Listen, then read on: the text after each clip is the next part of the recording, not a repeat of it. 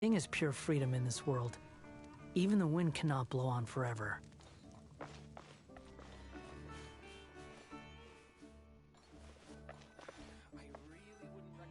Good old caravan rebut! Now let Paimon think.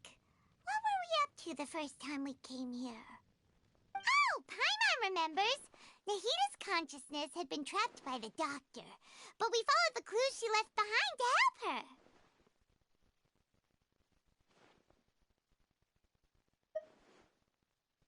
So much time has already passed since then, and it seems Sumeru's changing for the better now that Nahita's in charge, right? Paimon just hopes this peace will last a long time, and then Nahita won't have any more new problems to deal with. Yeah, guess you're right. We somehow always find ourselves right in the thick of it. Who knows what will happen next? Come to think of it, maybe it's all because of you. Maybe you're just a magnet for trouble.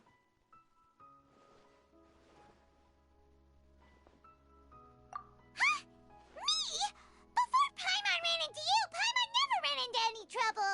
At most, when she was super tired, Paimon got caught in some strange whirlpool and sucked out into sea. And even then, you fished Paimon out. Anyway, for Nahita's sake, maybe we should think about heading to our next destination for now.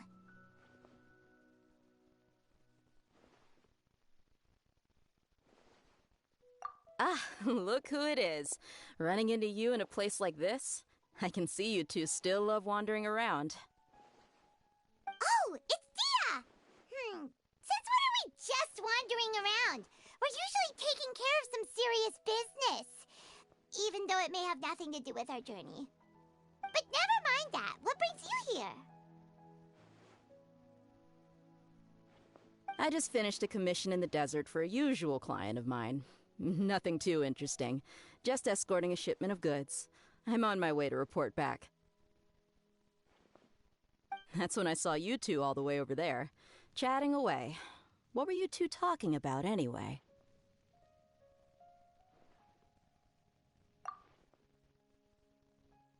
Huh? You serious? Can't say I saw that coming. But you are travelers after all. I guess you'd never stay for too long in one place. Bumping into you like this will become a rarity. I'm starting to feel sad just thinking about it. Hey, how about I gather a few mercs to escort you two? What do you say? Thanks, but no need. Oh, Paimon had no clue you'd miss us so much. But don't worry, we'll come back to see everyone when we get a chance. Sounds good. All you need to do to get to Fontaine is cross this stretch of desert and navigate some waterways. Knowing you two, I'm sure it won't be anything you can't handle. So, when are you leaving?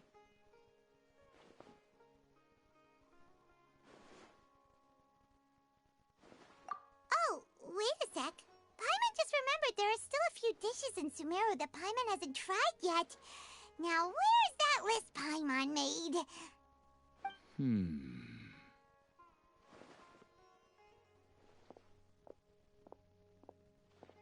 I see. Guess you won't be needing a going-away party or anything. It's sad enough to see you go like this. Though, now that I think about it, Sumeru wouldn't be what it is today without you. Seems true heroes always prefer leaving quietly. By the way, should we go say bye to Nahita?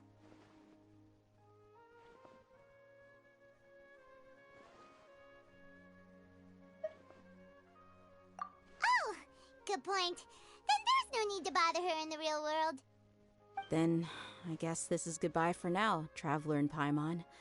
Whether as a client or a friend, you're always welcome to come find me.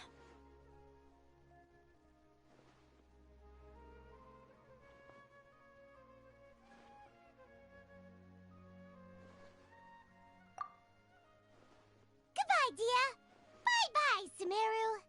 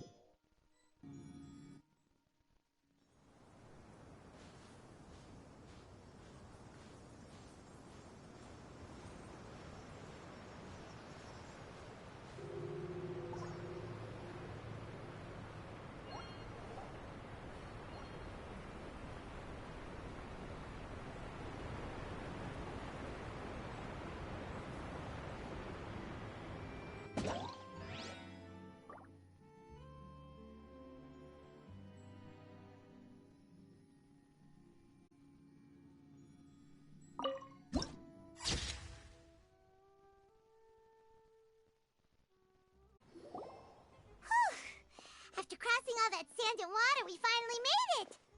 Oh, this must be Fontaine's port. Wow, everything looks so advanced in Fontaine. Paimon's heard that the industry here is extremely developed, and there are all kinds of unusual machines.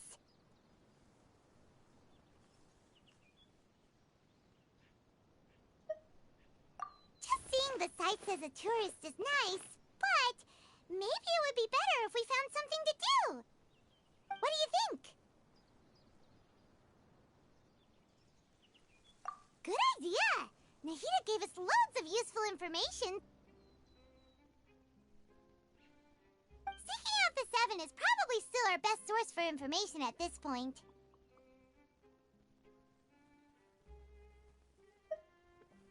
Yeah! The more we can learn, the better.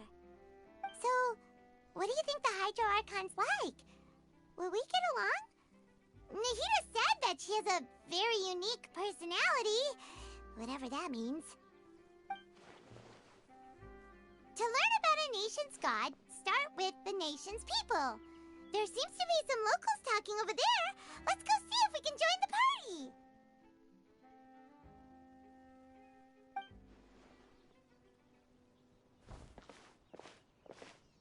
If you ask me, it's a tragedy how things ended for him. Clearly, he was a pretty decent person. Yeah, I didn't expect that kind of ending for him. I thought he would at least fight on a little longer for his family. I was expecting a sudden plot twist, but it's a pity that it never happened. Still, his story is quite the tearjerker.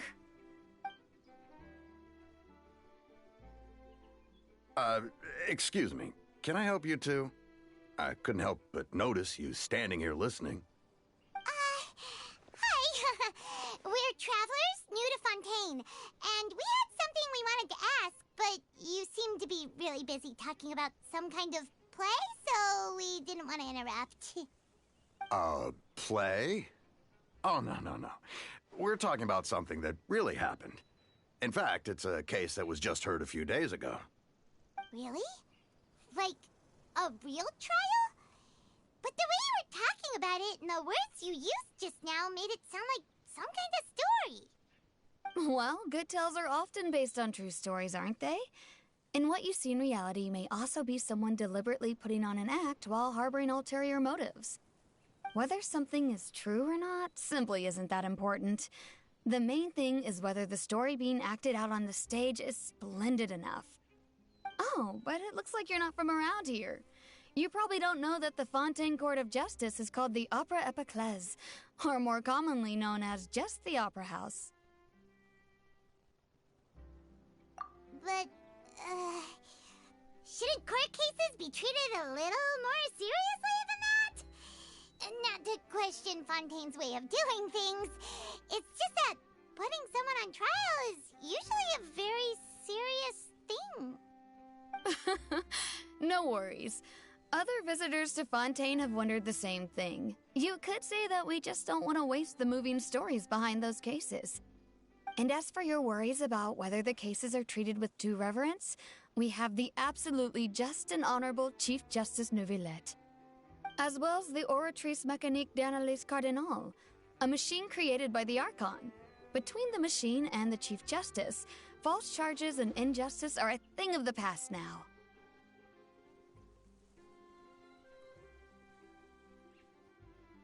Oratrice? Is it some kind of machine, too? Oh, Paimon's curious. We should check it out if we get the chance. Wait, Paimon almost forgot to ask you our question. Do you know what we should do if we want to meet the Hydro Archon? Oh, that's easy. Just go to the Opera House. Lady Farina practically lives there. You could definitely say it's her biggest passion. I think what they mean is that they wish to speak with the Archon personally. In that case, I'm afraid it's going to be a tad more difficult. You'll have to make an appointment well in advance, and it'll depend on whether or not she has any time slots available. Huh. Is the Hydro Archon super busy taking care of official stuff? Wait, didn't you say that she's always at the Opera House? No. Lady Farina seldom takes an interest with the nation's affairs. The reason it's difficult to make an appointment is simply because she's incredibly popular. That's right. After all, she is the Archon. Though she may tend to get a little dramatic from time to time, people can't get enough of her. Huh. First time Paimon's ever heard of an Archon being described that way before. Wait! Paimon gets now! The Hydro Archon is kinda like a big celebrity here, right? Yeah, I suppose you could say that. Perhaps you could even say our mascot. Hang on. This is still Fontaine's Archon you're talking about. You should show some more respect. Yes, you're right. I guess I should at least try to be a little more respectful in front of visitors. Otherwise, I might get arrested and find myself face to face with Monsieur Neuvillette. Come on. Sure, there's a lot of laws here, but nobody's going to be arrested for saying something disrespectful about the Hydro Archon.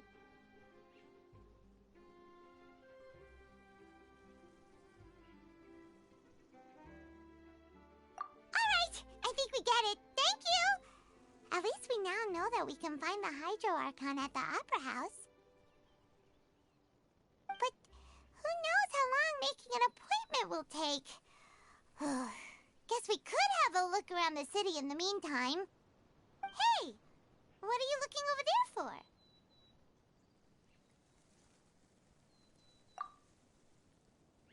Huh. Maybe something's the matter. She isn't going to jump into the water, is she? Maybe we better go check on her.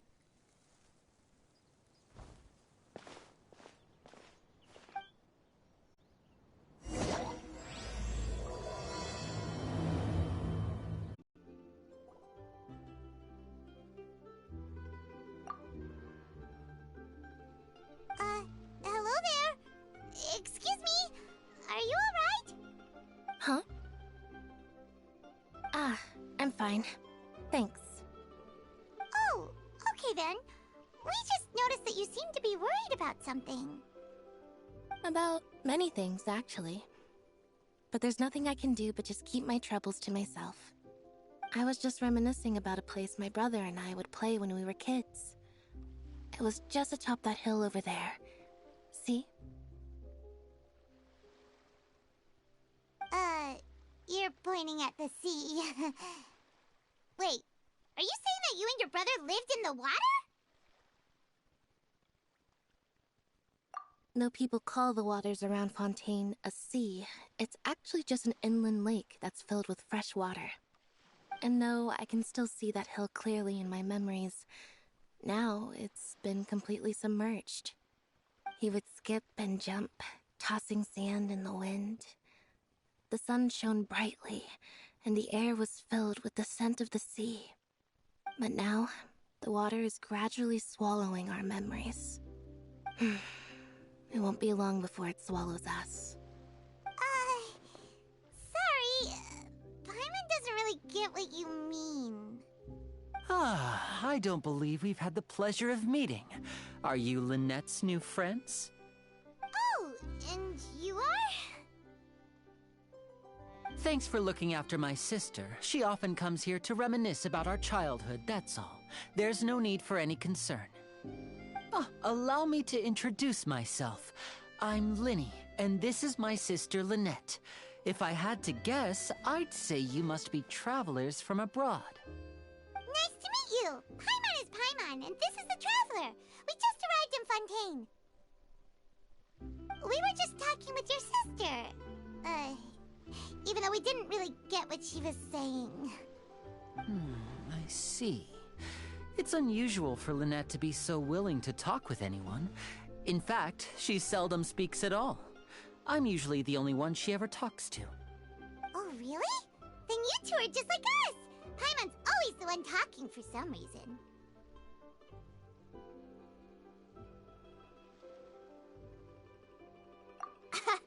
So that's how you think it is? I also think my brother can be too talkative at times. Seems you were right, Paimon. We are quite similar. So, what did Lynette mean just now when and she said that the water is engulfing your memories, and that it won't be long before it engulfs you too. Oh, that. It's from a prophecy that's been circulating in Fontaine for some time now. Well, I suppose prophecy isn't exactly the right word, because that implies a certain amount of uncertainty. There's no doubt about what's happening in Fontaine now. Where to begin?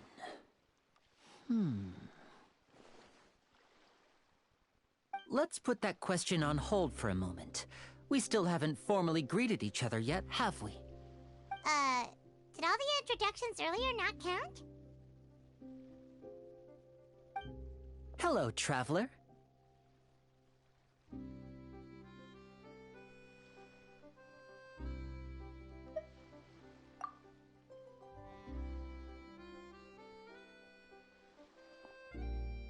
And hello, Paimon.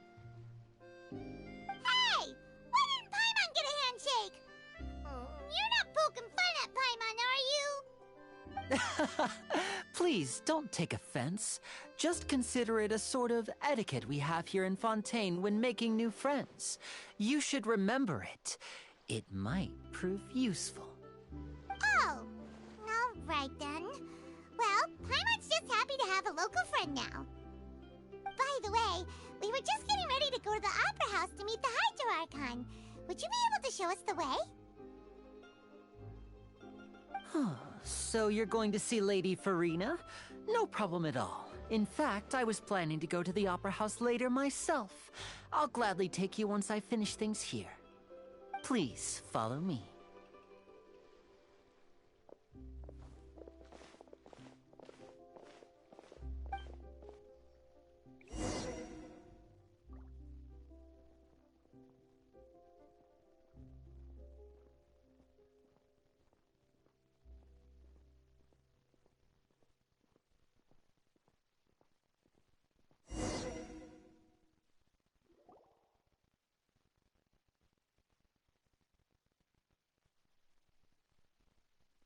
You said you were going to see Lady Farina? Well, it seems Lady Farina has come to see you.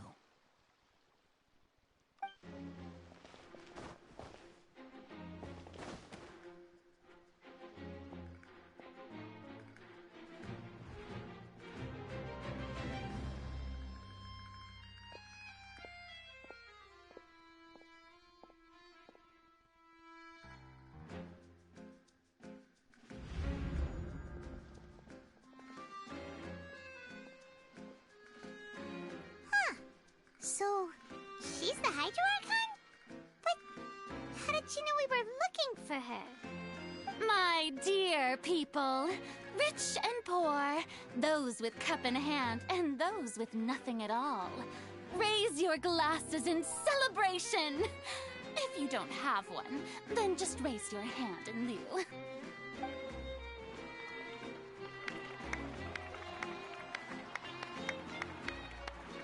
As you can all see, two unfamiliar travelers have arrived in our nation. Come, let us make a toast in honor of this traveler and his companion who have journeyed here from distant lands.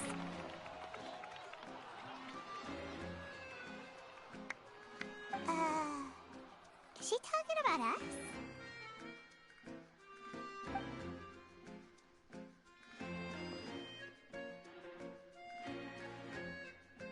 I've long heard of the turmoil and chaos you left in your wake as you visited other nations, but I welcome you nevertheless. No, I have come to receive you personally. Fear is for insignificant cowards. I am a god, and I will never entertain the notion of such meaningless wariness. You can be rest assured, I see clearly your sincerity. Of course, seeking an audience with me is the most sensible thing to do. It will allow you to truly behold my power and witness my authority. Intelligent people always gather under the correct banner. I Focalor hereby welcome you to the nation of Hydro and acknowledge the value and significance of your trip. Now, you may rejoice in this. Yeah, Paimon still can't believe it. Feels like we've only been here for a few minutes. But the Hydro Archon's entrance was, how should Paimon describe it? A little over the top? Miss Hydro Archon? How did you know we were coming? I see. As Outlanders, you inevitably lack even some of the most basic understanding. Don't forget that even the gods can be divided into the mediocre and the excellent. I suppose it's only natural for you to be awestruck by my abilities. You had best stop and consider. Do you really have the noble qualities and etiquette necessary to communicate with a god? All it takes is a flick of my finger for me to know everything about you. Whoa. Talk about sounding high and mighty. Oh? What's with these looks? Perhaps the welcoming ceremony still isn't enough? What else should I say then? Is she waiting for us to start talking? Wow, I didn't expect to see Lady Farina here. What a surprise! Wait, does this mean they're the legendary blonde traveler? How did I not notice before? Hey, what's all the commotion? Oh, is that Lady Farina? Is there some kind of drama going on? Of course. That's the blonde traveler. The one all those stories are about. Lady Farina came here to personally see him. Oh, I bet this is going to be the duel of the century. Ooh, I've got to see this. I knew Lady Farina would never disappoint.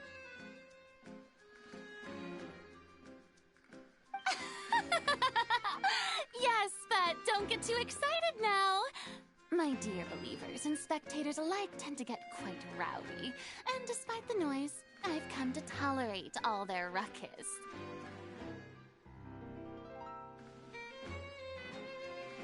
You may consider this my reward to all of you.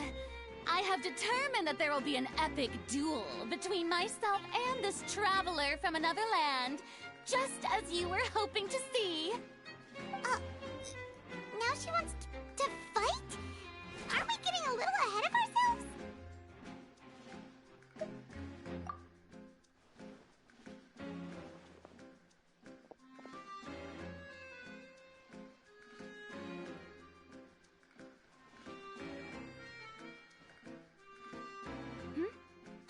Are you not afraid? Might I remind you that this is a duel against the divine? What are you trying to do, traveler? Provoking a god in front of her people? Stand down, Clorend. I admire his bravery. Few have the courage to draw their sword against a god. He is obviously a true warrior. Unfortunately, people nowadays only crave to be thrilled, and a mere duel will not slake their thirst for excitement. Oh, yeah, she's right. Just a duel wouldn't be all that interesting. On Araneus, criminals are always requesting duels to defend their honor. I'm getting a bit old, to tell the truth. You see. Then, as the god of justice, I shall face this traveler in another kind of duel. A duel in court! Oh, all right! Now that'll be worth seeing! Right. This is Fontaine, after all. Such a grand opera house, it would be a pity not to use it. Why do you care so much about the crowd's reactions? Seems you've spent a little too much time in the opera house. Besides, how exactly do you plan to have a duel in court? You mean you're going to put us on trial?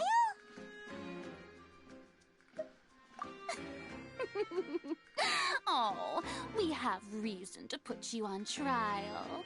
It's obvious, isn't it?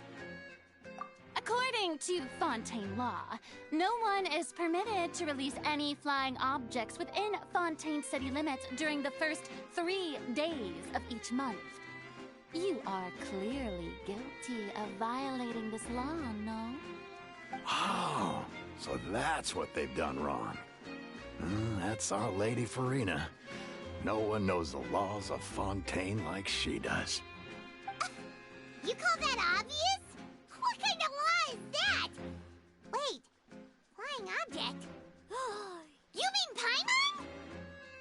Precisely! Now, if you two have no objections, then in the name of the Hydro Archon, I order your arrest. My apologies, Lady Farina. I don't mean to spoil the fun, but if you would allow me to interject, I don't think that Paimon here meets the definition of a flying object. You tell her, Linny! Finally someone who's not crazy. How could anyone call Paimon a flying object? Ah, great magician Linny, my beloved citizen. I'll permit you to object, but how exactly do you plan to prove your claim? As a magician who just rained on your parade, I naturally should shoulder the responsibility of saving the show. So, with such an audience gathered here, allow me to perform a trick for everyone.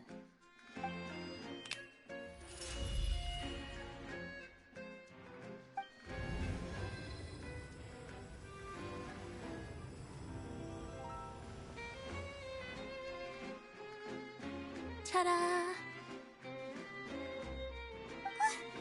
What's that on Paimon's back? Hey, when did you do that?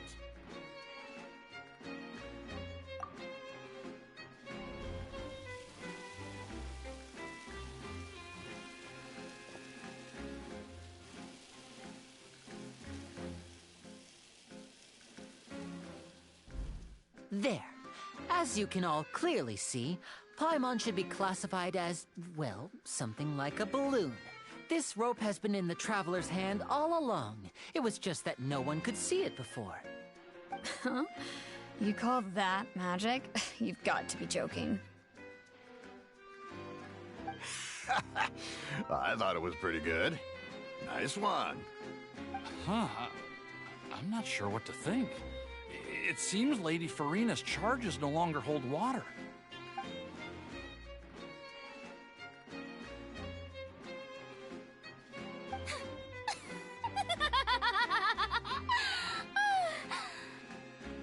Amusing. Very amusing, Linny. Just the sort of unexpected twist that I enjoy.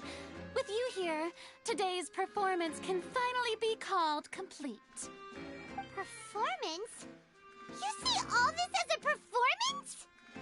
In which case, consider the matter of your trial resolved.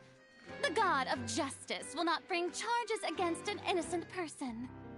But when there are valid grounds, I will not only judge travelers from abroad, but even the gods of other lands. I look forward to seeing your upcoming performance at the Opera House, Mr. Linny and Miss Lynette. That's enough for now. Toodaloo!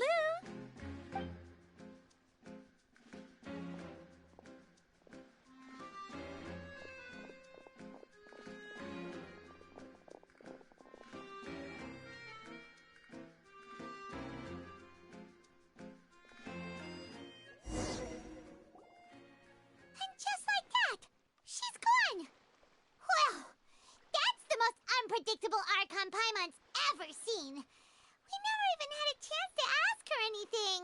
But that's a problem for future Paimon. That whole scene just now was really... Don't mention it. I just happened to remember that there was such a law, so I did a little preparation, just in case. I didn't think it would actually come in handy. So, now do you see what kind of god Lady Farina is? She can be a bit confusing at times, but she is still amenable to reason.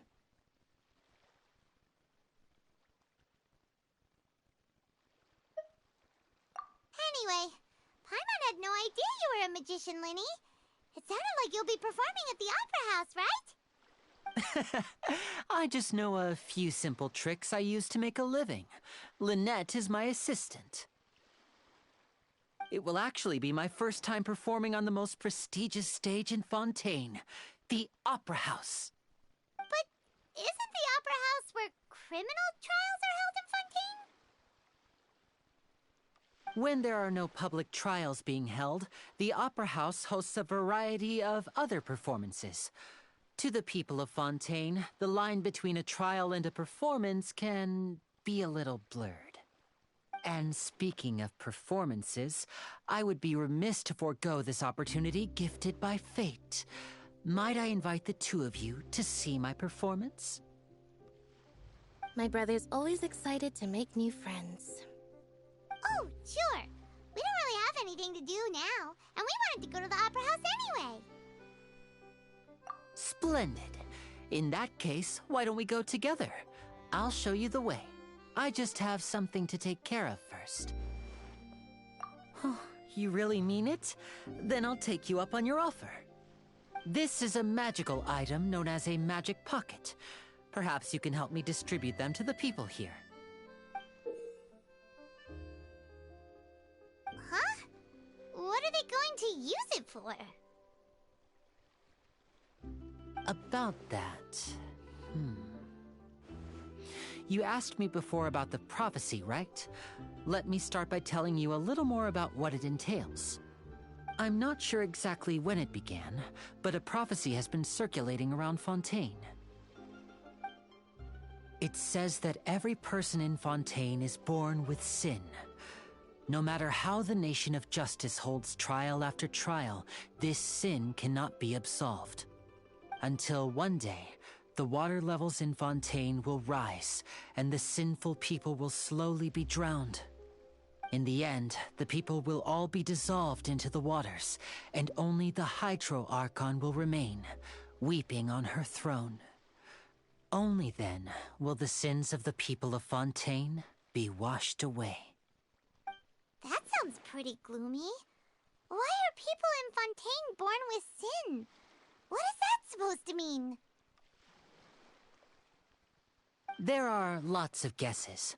Some say that the ancestors of Fontaine stole the power of the seas and stirred its wrath.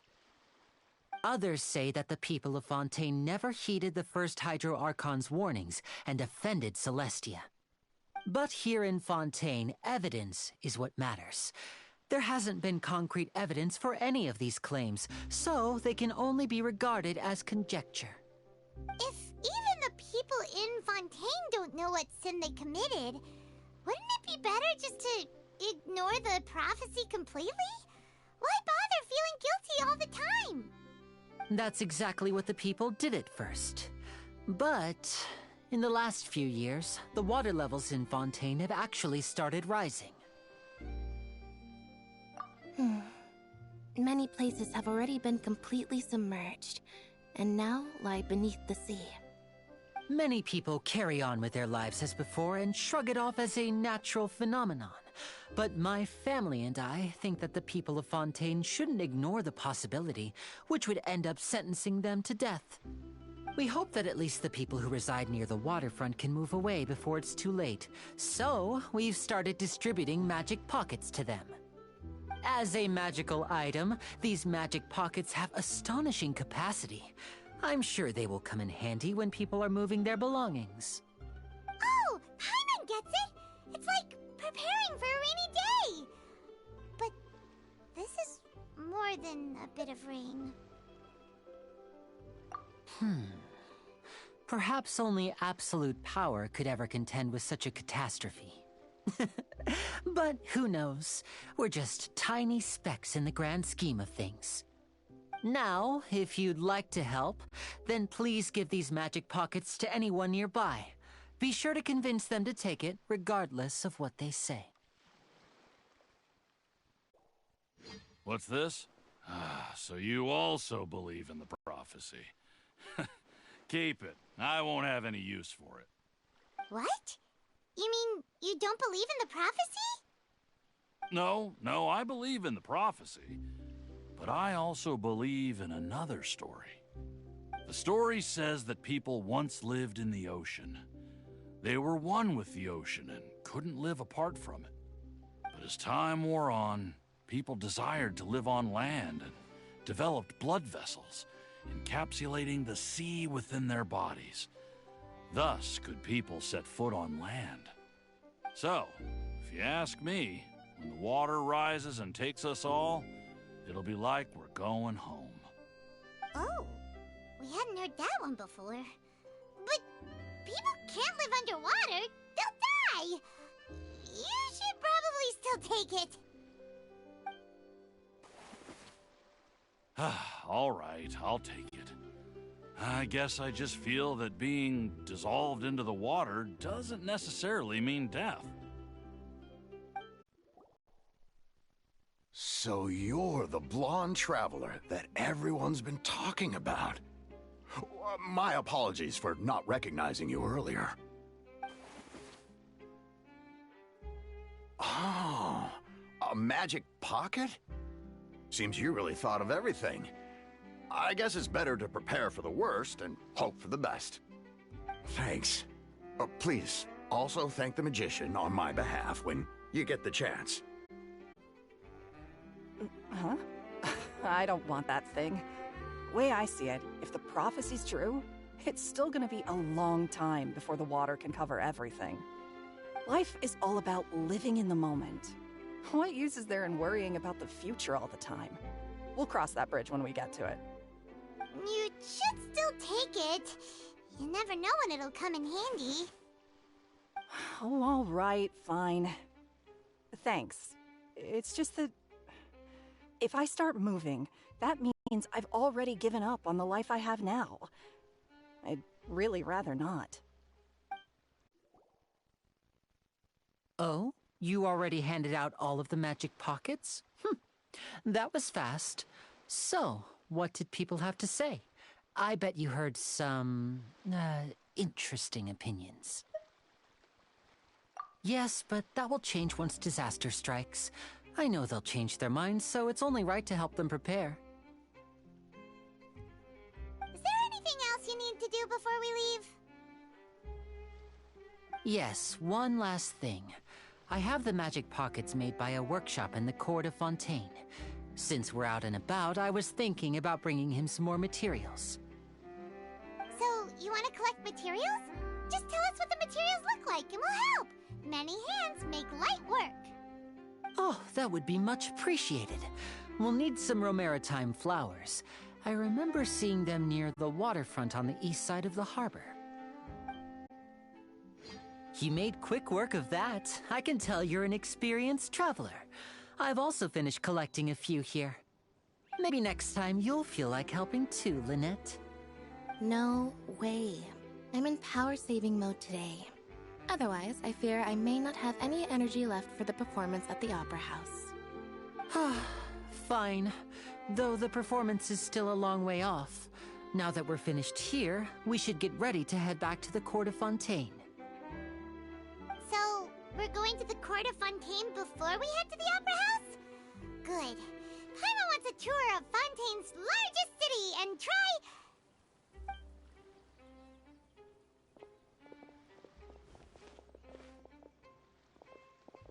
Wait, shh. Have you noticed that person over there? The young girl. Huh? What's wrong with her? Paimon didn't notice anything. She's obviously a thief. Magicians and thieves practice similar methods. We divert attention, and a distracted audience is one that won't discover what you're really doing.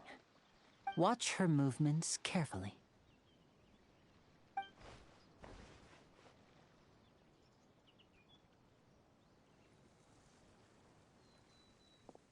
Oh, he's right!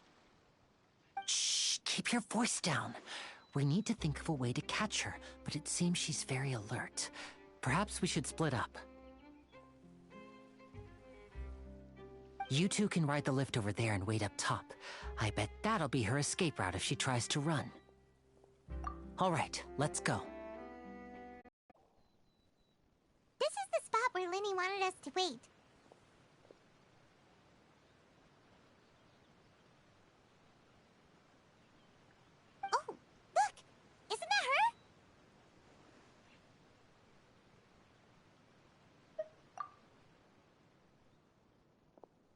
no! Did she notice us? She started running the other direction! What should we do? Should we chase her?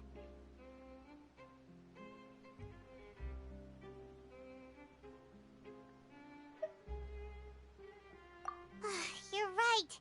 She might also be trying to lure us away.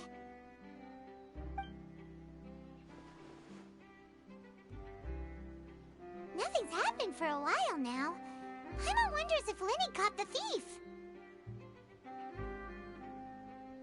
Yeah, let's go.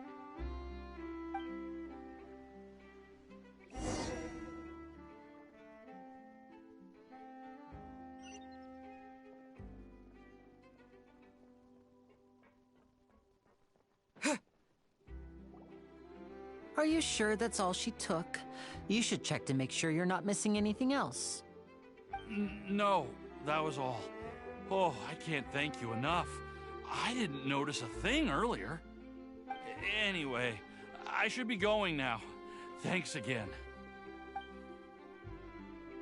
Oh, were you returning what the thief had stolen? That's right. Pity I wasn't able to catch her. She distracted me by dropping the thing she stole on the ground. By the time I looked back, she was already gone. I saw the general direction she went, but Lenny twisted his ankle, and I needed to make sure he was okay. Oh, did you get hurt, Lenny? I'll be all right. It's just a twisted ankle, that's all. In fact, it's feeling better already. If you want to play at being a hero, at least try not to get hurt doing it. Imagine what would happen if you managed to derail our performance as a result. You're right. Sorry, Lynette.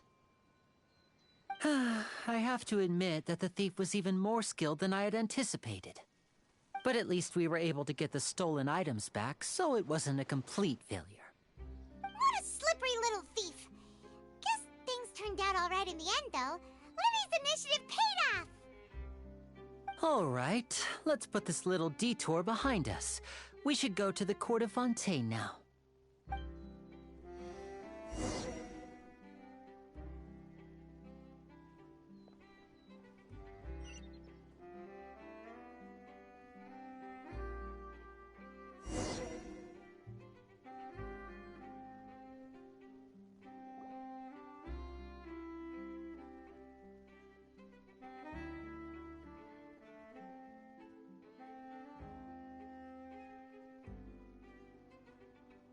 So, we ride this thing to go into the city?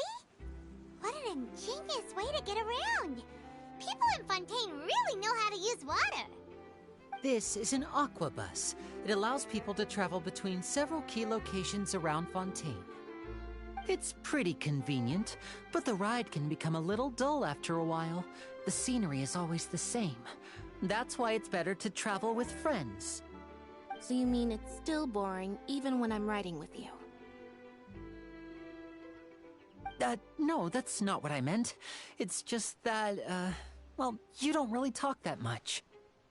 Besides, it doesn't really feel like a real trip when it's just the two of us. It's the same as being at home. Whatever. Guess that's what it's like to be an older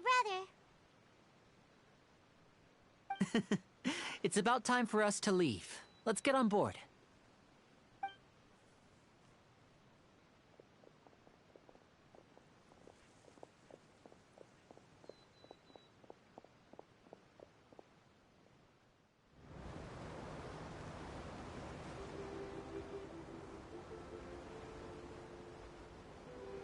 Huh? What? Traveler! Paimon! Charlotte! Oh, I never guessed I'd bump into you while riding the aquabus.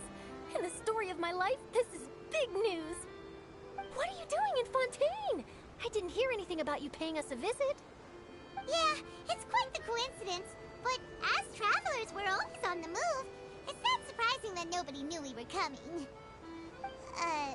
Though we still have no idea how the Hydro Archon knew about us. Oh, let Paimon introduce you to our new friends! Oh, no need for introductions, Paimon. I would recognize the great magician Linny and his assistant Lynette anywhere. I wouldn't be much of a reporter if I didn't know who they were. It's a pleasure to meet you. I'm Charlotte, a reporter for the Steambird. Nice to meet you. From the Steambird, huh? We've often relied on your paper to promote our performances. It's an honor to meet you. Now that everyone knows each other, Fontaine suddenly doesn't feel like such an unfamiliar place. So, what have you been up to lately, Charlotte? Any big news? Not too much. When there isn't any breaking news, I mainly cover the trials at the Opera House. You can still manage to keep readers' attention as long as you tell things from a clever enough angle, even if it's the same old topics. For example, reporting on how a scammer once deceived vulnerable girls into relationships, or how a financial criminal was once so poor that they ate a single piece of bread for 5 days.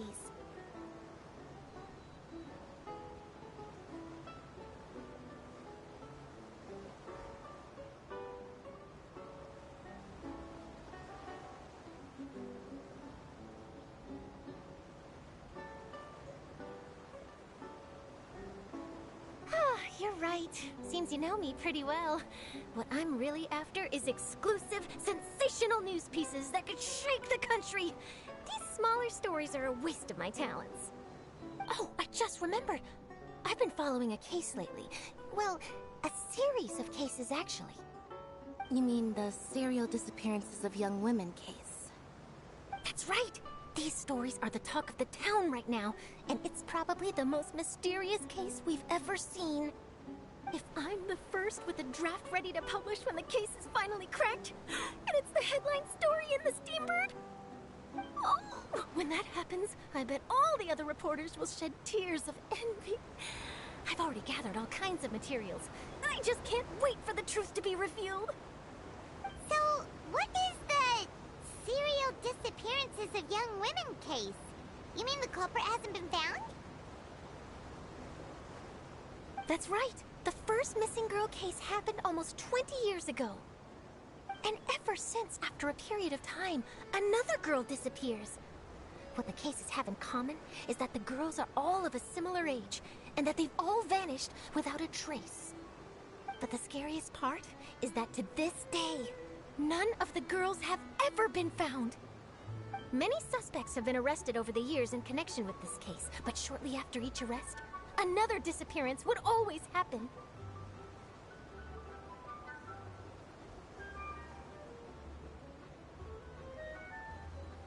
Yes, it's possible. But either way, I believe that every case has some precise truth behind it, waiting to be exposed. Yes, I agree. And at the very least, the family of those missing girls deserves some sort of explanation. I just imagined for a second what I would do if Lynette were to suddenly disappear. I'd pay any price to get her back, and then find a way to track down the culprit. Please don't imagine that, Linny.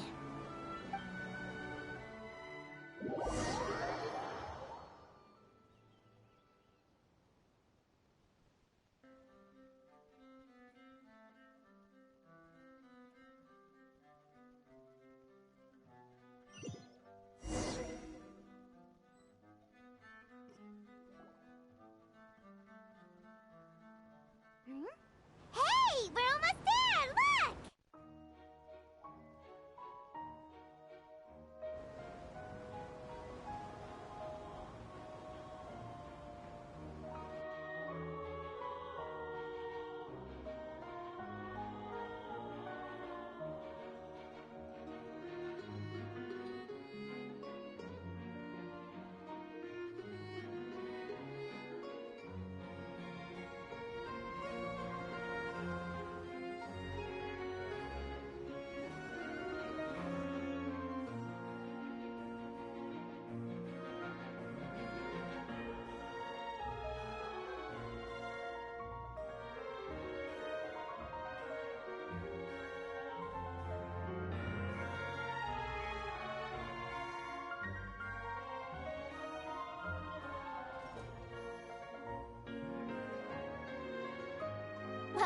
I really enjoyed chatting with you. Life should be full of pleasant little surprises like this. Yeah, us as well. The ride went by too quickly. Ah, I have an interview to get to. I should get going before I'm late. Okay, Paimon hopes we can chat again soon, Charlotte. See ya! Bye now. Oh, be sure to stop by and see me at the Steambird when you have time. What a tough job. Always running around and interviewing everyone. Well, where should we go now? If you don't mind, how about we stop by my home first? Besides, I still have all the materials we collected. Sure, we wouldn't mind at all. This city is so huge, Paimon wouldn't know where to start anyway.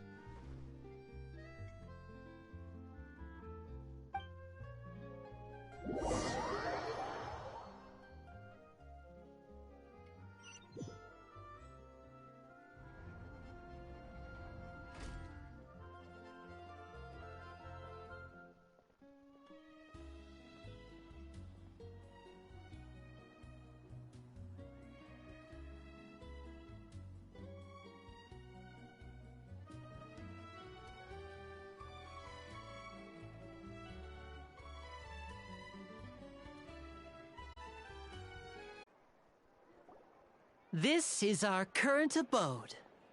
Ah, Fremine, you're home. Where did everyone else go? I have some new friends that I would like to introduce. Oh, they all just went out a moment ago.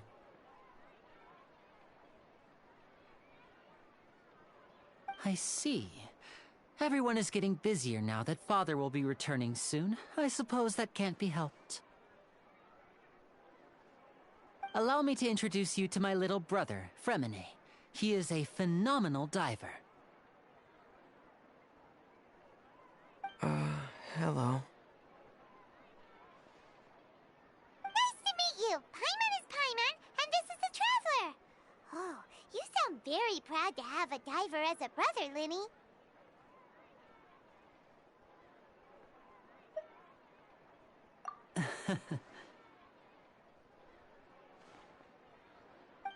Linny, could you come here for a moment?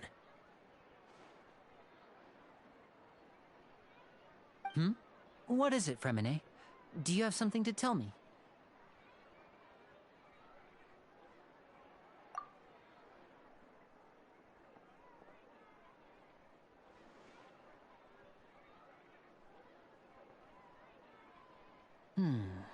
Okay, I see. Is everything all right? Oh, it's nothing. We were just discussing a little housework. Sorry for the interruption. Oh, before I forget, the Traveler and I collected more materials to make magic pockets. Were you able to get any, Fremine?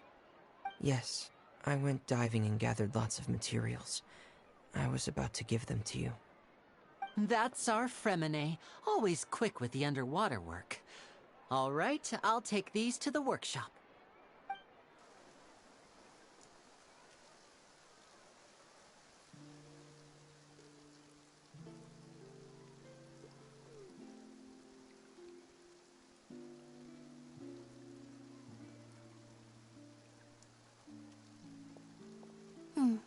Looks like rain.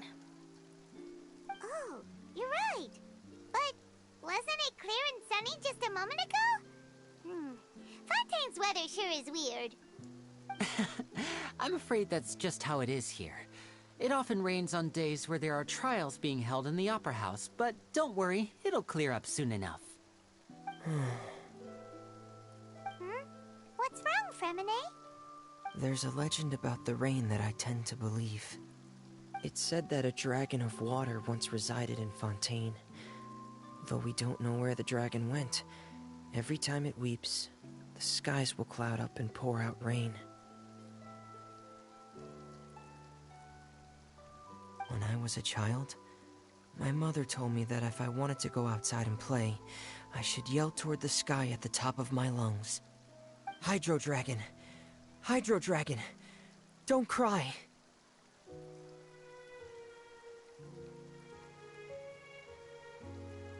If it's an elemental dragon, then having the power to make it rain wouldn't be very unusual. Let Paimon try something. Hydro Dragon, don't cry!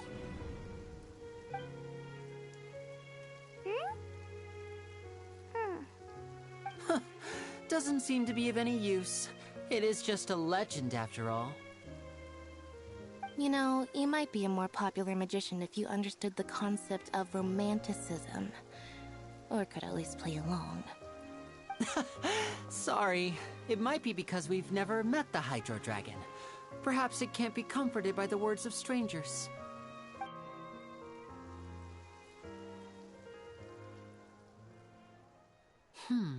It rained for longer than I suspected. Oh, it's already getting late. Was there something you needed to do, Linny? Yeah, some preparations for the show at the Opera House. I need to find a way to catch the last aqua bus of the day. On the day of the performance, just ride the aqua bus to the island of Araneus. I'll have Lynette meet you at the fountain in front of the Opera House. Oh, are you leaving now? What is it, Fremine? I'm in a hurry. Oh, I get it. You feel nervous delivering the materials for the magic pockets, is that it? Perhaps we could trouble the Traveler to help us take these materials to the Beaumont workshop and deliver them to the owner there? I'm afraid that Fremine can be quite introverted, and the boss there tends to be pretty talkative. Fremine has always been a little afraid of her. No trouble at all! Don't worry, we're on the case! Sorry for the inconvenience. I'm quite useless when it comes to such tasks. I'll think of a way to make it up to you. Oh, no need! This'll be a walk in the park for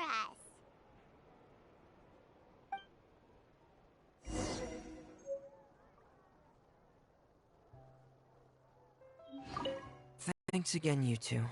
I really can't deal with that lady.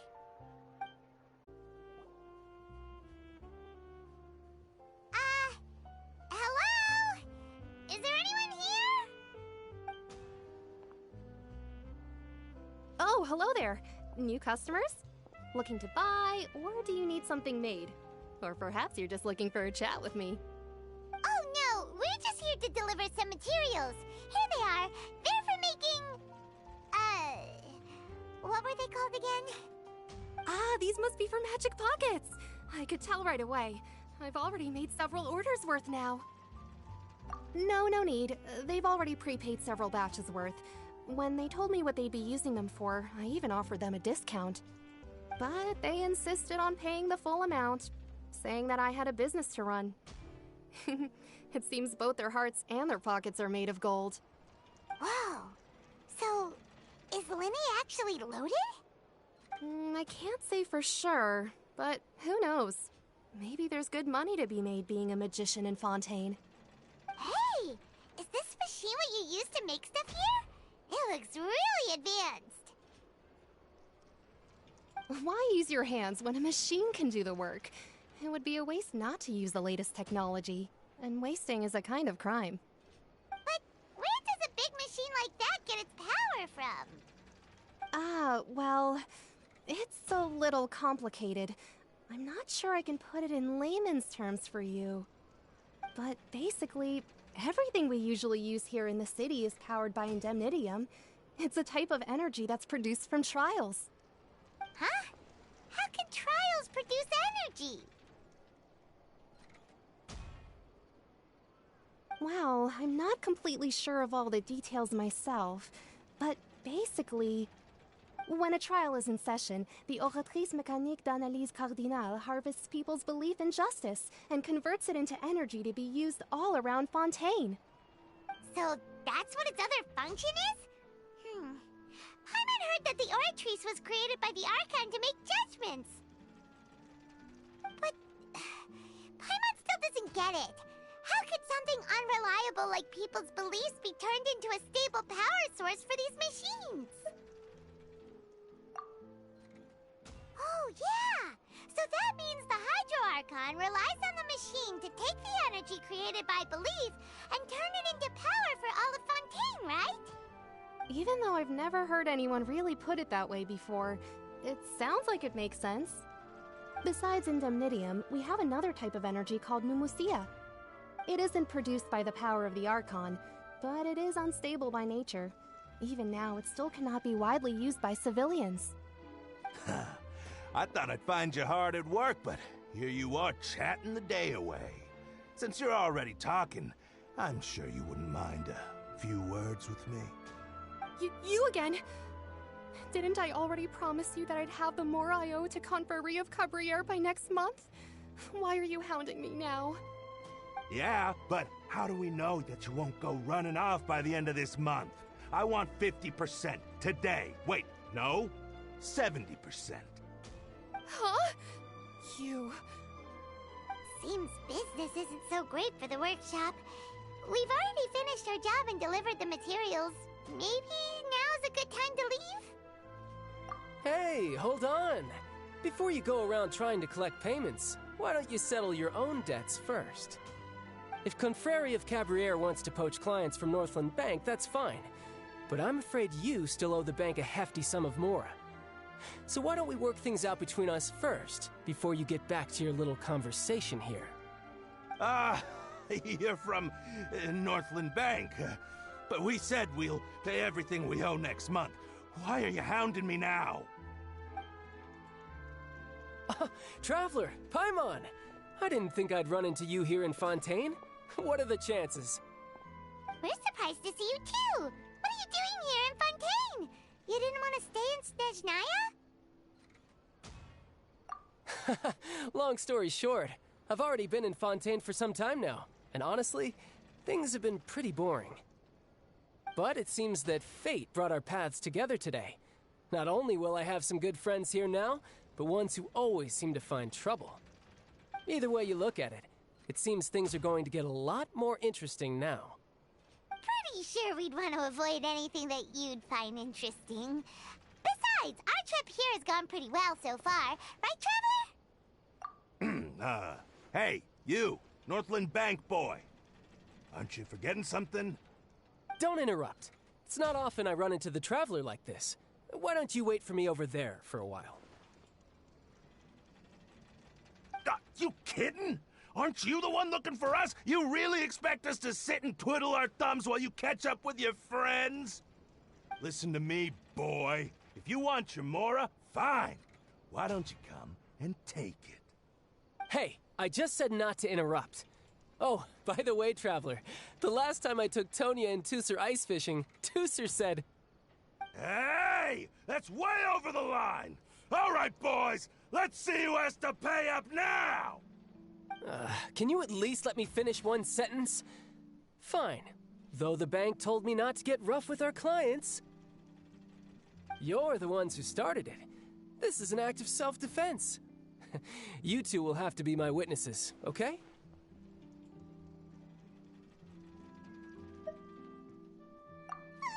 I'm sure this won't take long.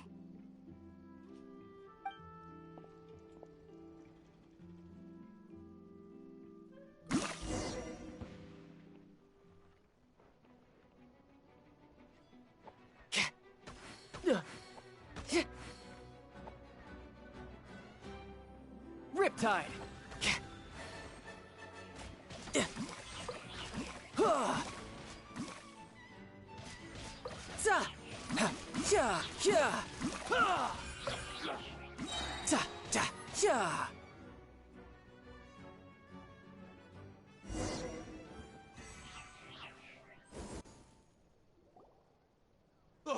What's your deal, Brad?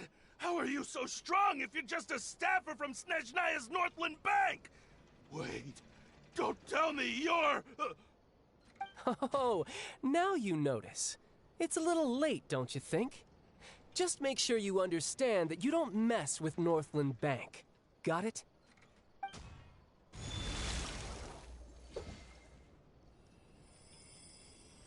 Huh? Now's my chance!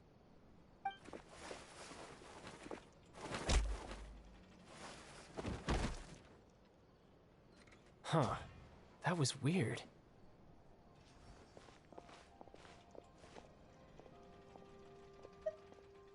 I'm not sure. It's as if I suddenly lost control of my hydro powers when I needed them. Maybe there's something wrong with my vision? Strange. How could that happen? First time Paimon's ever heard of someone losing control of their vision. Never mind. It doesn't matter. If I want to stay sharp, I shouldn't be relying too much on my vision anyway. Besides, I always have my delusion in case I need it.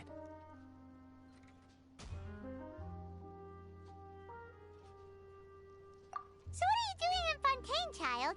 I don't see its work for Northland Bank. Well, I guess it's because I've been in a bad mood lately. Huh? What kind of reason is that?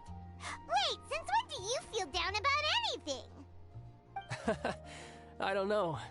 Maybe I still have a lot to learn about myself.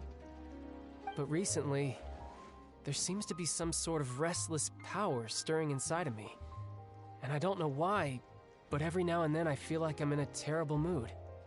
Maybe you losing control of your vision just now is connected with that power you're feeling inside.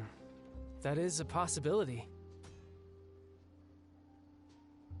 I can't remember if I ever mentioned it before, but when I was 14, I fell into some unknown abyss. It was during that time I learned nearly all of my abilities. The one who took me under her wing and taught me was named Skirk.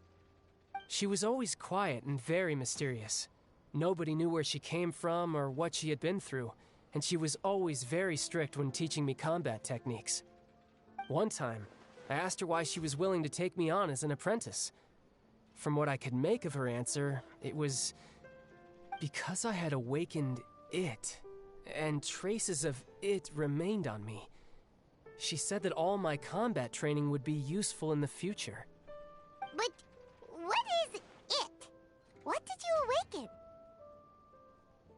She never explained that, but my guess is that it's related to a dream I saw when I had just fallen into that abyss. In my dream, I was in the deepest depths of the sea, and the boundless seabed was all around me. But in front of me appeared a whale that was so massive, I felt like I couldn't breathe. A whale? Oh, that sounds familiar! When we fought against you before, you summoned a huge whale that seemed to leap at us. Is that the one? That's just an abstract form of a whale that I create using my elemental powers. It takes that shape because the scene I dreamt of the whale has always been stuck in my mind. I'll never forget it. So you used the whale as inspiration for one of your moves? Huh. Seems a little twisted to Paimon. So why don't you just go ask your master? Maybe she knows the answer. You make it sound so easy. Ever since the incident I experienced there, I've never stopped searching for Master Skirk and that unknown abyss. But it's been years now, and I've still found nothing. There isn't even a trace of the place where I remember falling into the abyss. Oh, it sounds like some kind of ghost story. Yeah, I'm out of leads at this point, but there's nothing more I can do. It seems that strange encounters in this world tend to be elusive like that. Oh, seems the time really flies when I'm talking with you. I just remembered I have somewhere else I need to be, so I should get going. What? More work for the Northland Bank? No, it's more of a personal appointment. Lately, I've been sparring with some of Fontaine's official champion duelists whenever I'm feeling bored. Official champion duelists? You mean it's their job to duel? Yep. In Fontaine, before a criminal goes to court, they're given one chance to defend their honor by requesting a duel with an official champion duelist. The champion duelists are all-powerful fighters selected from among the nation's best. And the duel itself is a no-holds-barred fight with no specified stopping point. So engaging in such a duel is regarded as a symbol of defending your honor. If a criminal manages to win the duel, they'll be acquitted. But if they lose, they'll have no choice but to stand trial. And the worst-case scenario is that you're simply killed in the duel. Though it's rumored that Fontaine has a death penalty, from what I can tell, no one has ever been officially sentenced to death. So really, the only people who opt to duel are those who have suffered a grave injustice in being accused, or those who greatly value their honor. Otherwise, why gamble with your life? So, do many people actually get out of their trials by winning the duel? Apparently, it's exceedingly rare for anyone to actually win. Fontaine probably enacted this system as a way to show that the nation respects the honor of its citizens. Besides, none of the champion duelists are to be trifled with, which is exactly why I was itching to face them as soon as I got to Fontaine. Apparently, the one I'm meeting today, Clorinde, is the strongest of the champion duelists. I had been asking her for some time before she finally agreed to face me today. Well, that's child for ya. Paimon feels like we heard that name somewhere before. Clorinde. Huh. Oh, before I forget, I want you to have this. Huh? Your vision? You're seriously just giving it away? I'm just worried that it could become uncontrollable again. I'd be pretty upset if it got in the way of my duel, so I think I'll be better off without it for now. Besides, I just need you to hold on to it for a short while. I'll come retrieve it when I have some time later. Paimon knows what you're up to. You just want an excuse to come talk to us again, don't you? Whatever gave you that idea? I'll be in touch later.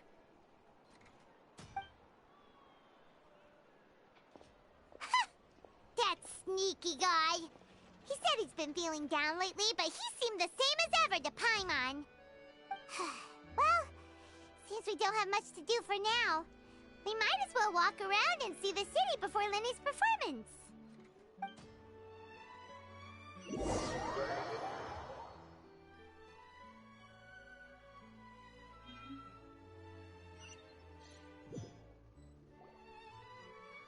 Wow! Who could have seen that coming? The reporter who was barely around for most of the story was the murderer all along!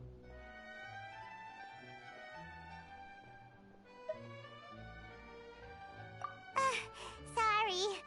Paimon was just surprised, that's all. Whew. Paimon never saw that twist coming. The murder mystery novels here are amazing! The whodunits here in Fontaine are a lot different than the light novels you see from Yai Publishing House. Both have their merits, but Paimon thinks this style of novels are more, well, novel. It's so exciting to reach the moment when the mystery is uncovered, especially in the one Paimon was just reading. You should buy a copy and read it too. Oh, sorry about that. Paimon will be more careful next time. Hey, shouldn't we be heading to the Opera House to see Lenny's performance soon? It's almost time for the show to start, so we should get going.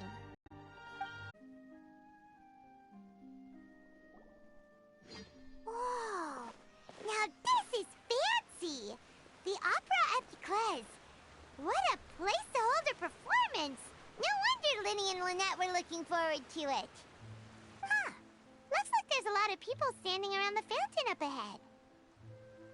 Oh, Archon, please bless us with a bright and healthy child. We pray. I don't know why you always feel the need to ask so much. I'll be happy as long as our child is healthy and lives a peaceful life. I guess if they're our kid, then there's no doubt they'll turn out smart. Maybe this is one of the customs in Fontaine. There sure are a lot of couples here. Vache. What's wrong? Vache. Vache.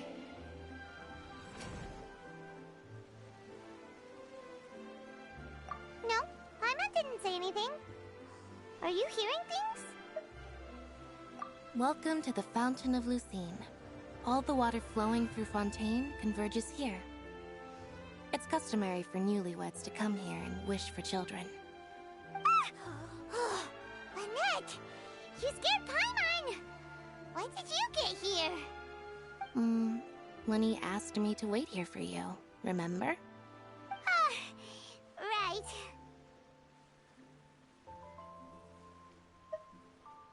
What do you mean? There are a lot of people here right now. Hey, you're not trying to scare Paimon, are you?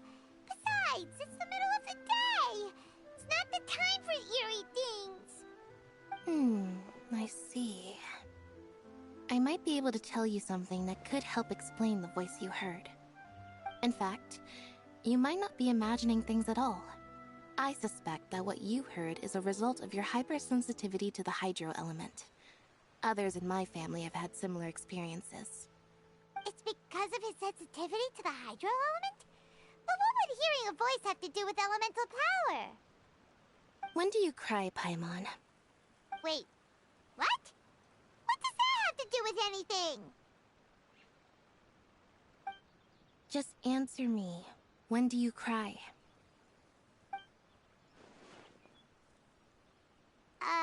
When Paimon's really sad?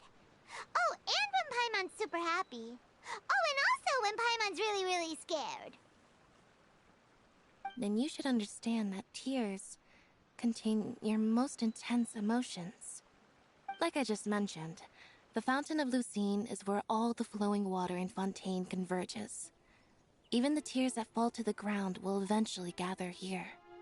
So maybe what you heard was the intense emotion coming from someone's tears.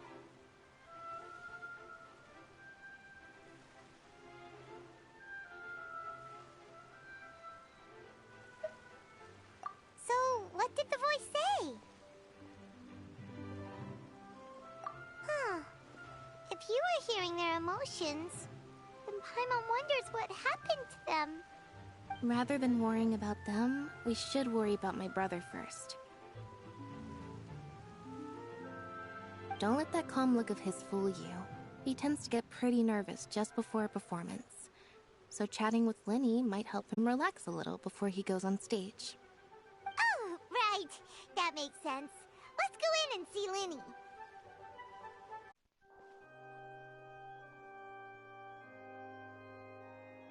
Ah, Traveler and Paimon. Good to see you.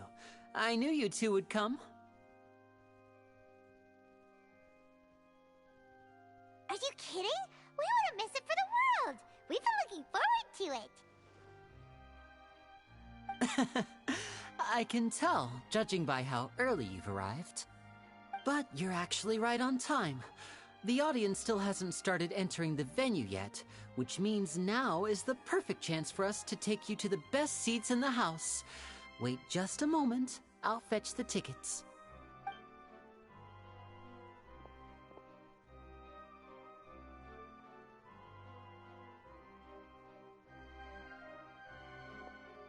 The Opera House has assigned seating, so you always have to make reservations.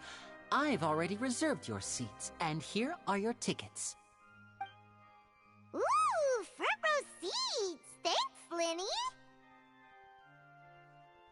Don't mention it. There's no need to keep thanking me. Hey, Linny! Could you come over here and take a look at this? Oh, I'll be right there. Seems there's an issue with the stage props over there. That's Cal, my assistant, calling me. I'll go lend him a hand. Yeah, we'll just go to our seats. You go ahead, Linny.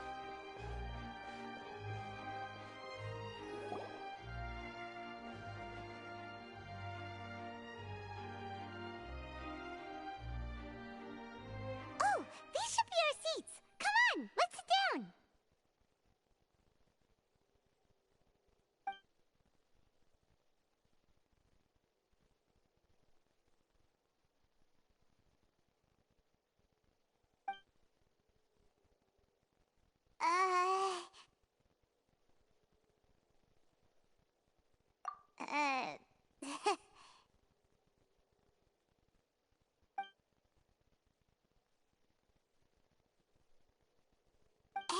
Traveler. Maybe we should strike up a conversation with the person next to us. Since we're sitting together and the rest of the place is practically empty still. It's kinda awkward if we don't say anything. Oh, you little... Of course you put this on Paimon. Excuse me, I did not realize you felt awkward. I am terribly sorry. I would be perfectly happy to chat with you if that is what you would like. Oh, so you heard all of that, did ya? Boy, you sure have good ears. Paimon thought she was keeping her voice down. Wait, that's not it, Paimon's. Sorry. Paimon's the one who was being rude, talking under her breath like that. So, let's talk, but, what should we talk about? Oh, Paimon's got it. You're also here early and sitting in the front. Are you a friend of Linny's, too? A friend, you say? Well, if Mr. Linney would like to be my friend, I would be more than happy to reciprocate. Oh, so you're not friends with Linny, then. Oh, this is getting more awkward by the second. Paimon nearly forgot to make her introduction. Nice to meet you. Paimon is Paimon, and this is the Traveler. We just arrived in Fontaine. It is an honor to meet you two. I have heard of your deeds across Tevat. And as required by proper etiquette, I will also introduce myself. I am... Oh, Monsieur Nervillet. What an honor it is to have you here to see my show. Ah, Mr. Linney. I should say it is in fact an honor for me to see your performance in person. Wait, Nervillet? Could he be... I saw you all chatting just now, but it seems you still don't know who Monsieur Nervillet is.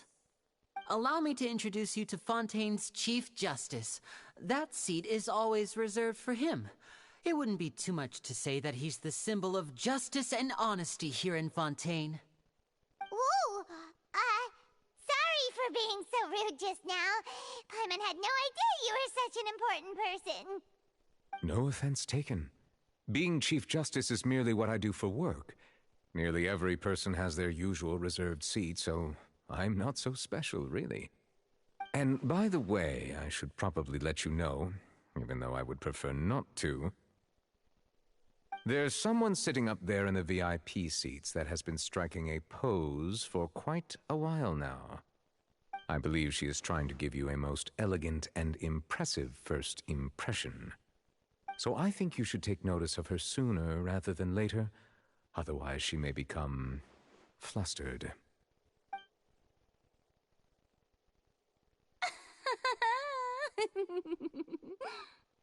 Huh? Oh, it's Farina, the Hydro Archon. Huh. She sure has a smug and satisfied look on her face. Guess she has no idea that you saw right through her act. Very good. That is for the best. No need to pay her any more attention. We may now enjoy the show. Huh? So is this what things are like between the Chief Justice and the Hydro Archon? All right, please wait just a moment longer. I've pretty much finished my preparations, and the performance will start as soon as the audience has made their way to their seats. Yay! The show's finally about to start! Paimon can hardly wait! Paimon's never seen a real live magic show before!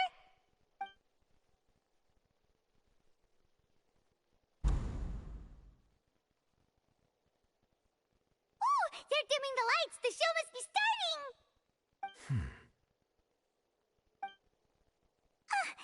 Sorry. Paimon will try to stay quiet. Welcome, one and all, to the Opera Epiclese. I am the star of today's show, Linny.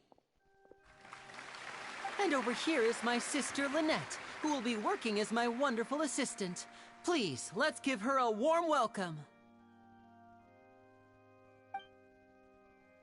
Hello, everyone. I know she may seem to be a little sleepy right now, but that's just a sign that she's nervous. Whatever. Now, some of you may be thinking, two vision holders who can freely manipulate elemental powers performing magic is not true magic at all. So, I would like to take a moment to assure you that elemental powers will have nothing to do with what you will witness on the stage today.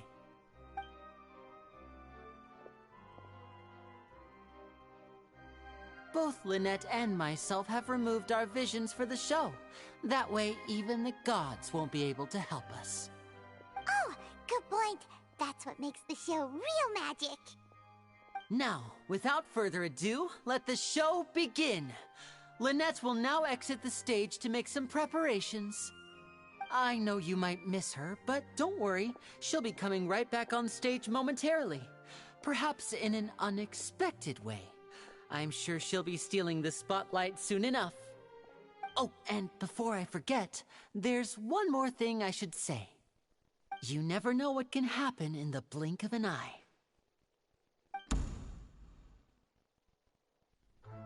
A magician's greatest skill is making things disappear or appear. The possibilities are endless.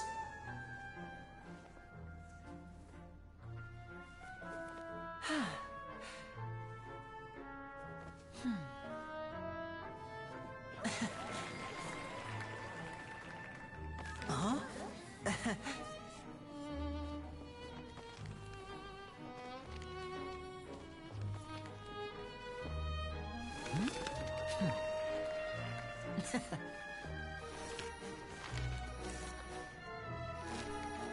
But this isn't what you came for.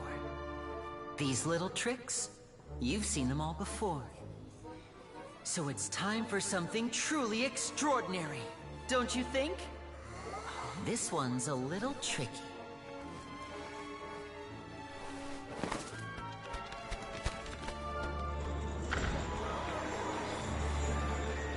Using this water tank, I shall make my sister vanish completely, right before your very eyes.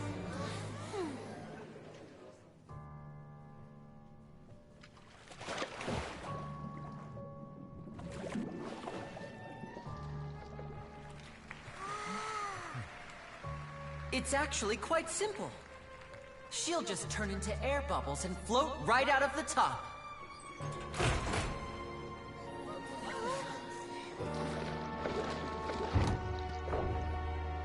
Oh no! I told them to check all the props carefully. With the lid on, even air can't escape. An amateur magician would be getting very nervous right around now. Luckily, it's me on stage, so let me show you what a true virtuoso can do.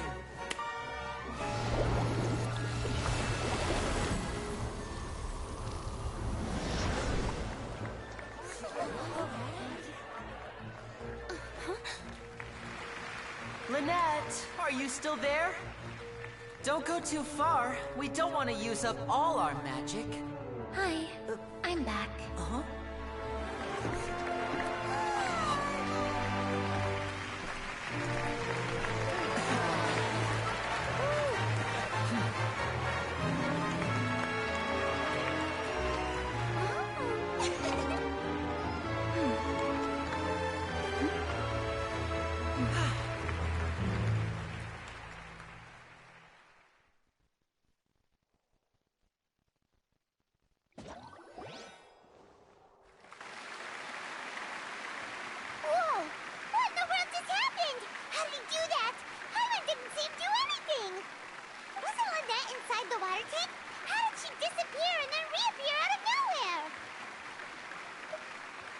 If we could see easily through his tricks, then that would mean that his skills are still lacking.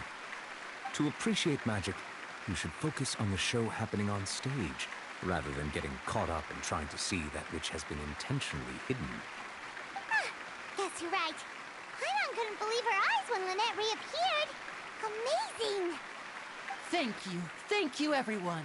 I'm glad you enjoyed that performance.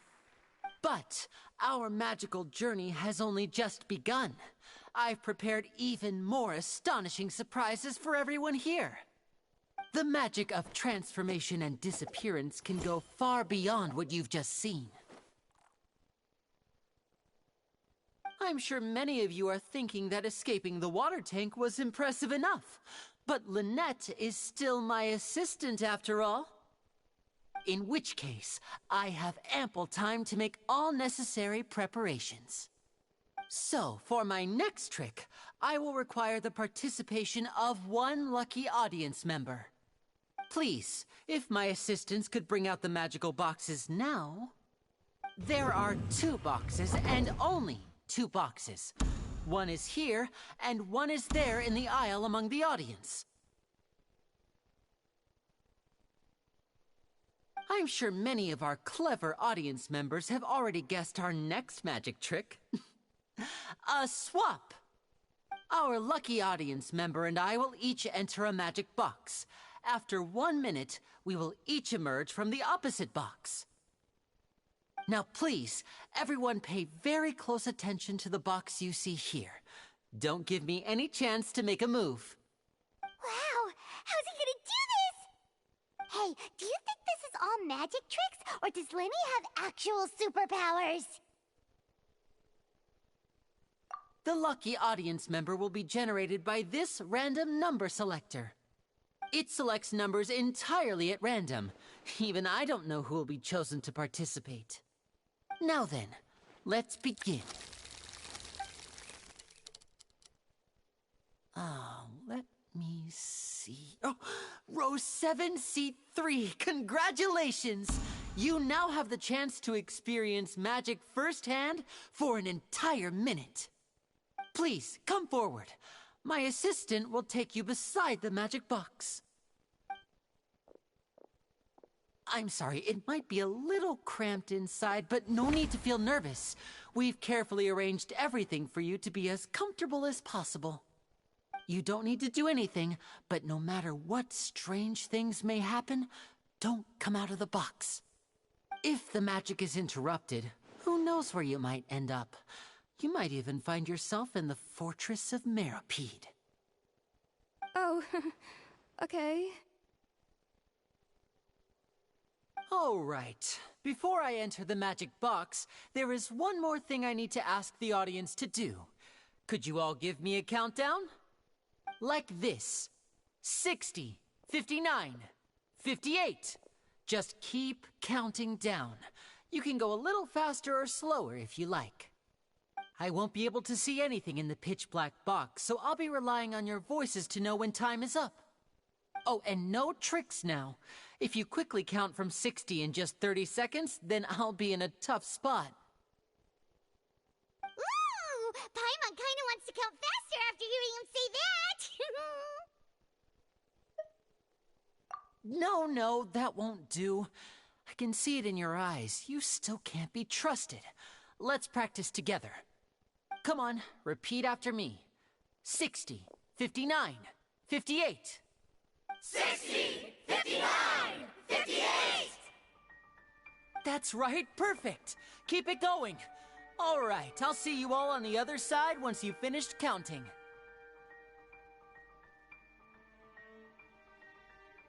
$54, $53, $52? Huh? Why aren't you counting, Nervalet? I am counting in my head. I think things are exciting enough in here as it is. Merely a consequence of my identity and personality.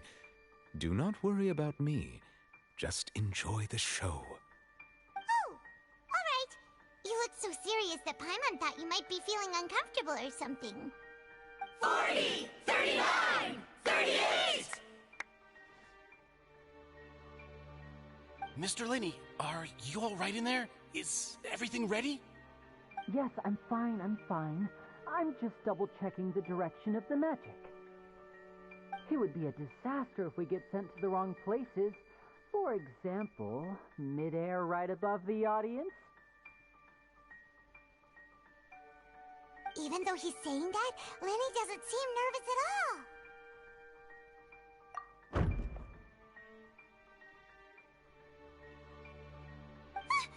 What was that noise? Did you hear it too? Not sure. Anyway, it doesn't seem like anyone's worried about it. 25! 24! 23! What's wrong, Mr. Linney? I can still hear you moving in there. I seem to have accidentally knocked over a decoration. I'm trying to fix it, but it's pitch black in here. I can't tell left from right. Never mind the decorations. There's no time for that. The show is what's important. No, that's unacceptable. I want my show to be perfect. Don't worry, we still have 20 seconds. Hear them counting? 19! 18! 17! It seems things aren't quite going as planned. I apologize, everyone. It feels like you're all starting to count faster, but that's all right. I know it can be tiring to do such a long countdown. 10 seconds and change is still plenty of time. 10! Almost there now. Whew. Swapping two people is harder work than you might think. Even a master magician like me can't guarantee I'll get it right the first time. Hey, wait! Is this the back one? I can't tell. They both look the same inside. Huh? No, that's not it. I'll try again. 7!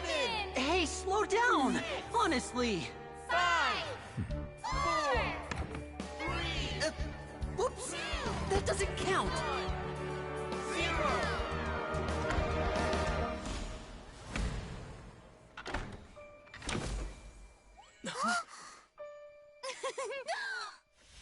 Ta-da!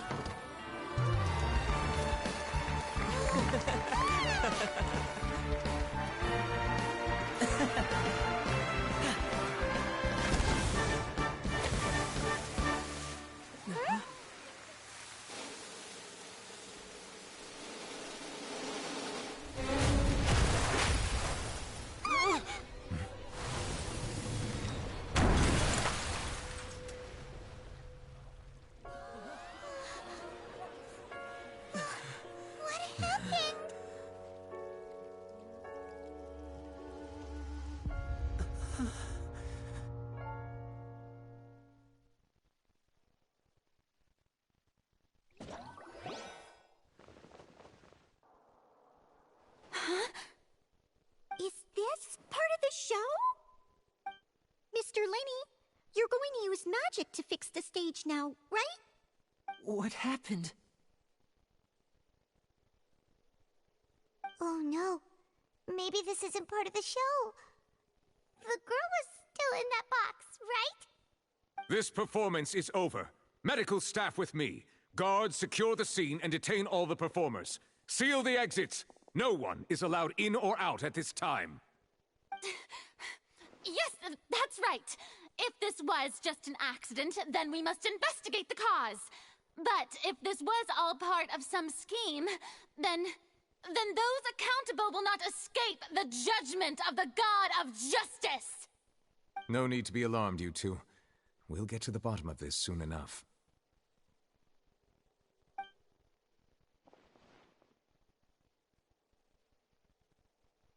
Unfortunately, the person who is in the magic box has been pronounced dead. His name was Cowell, one of the assistants in Linney's magic troupe. Apparently, the fireworks on stage ignited the ropes that were suspending the water tank, which then caused the tank to fall onto the stage. As of now, we are still not sure why we found Cowell in the box, rather than the guest from the audience.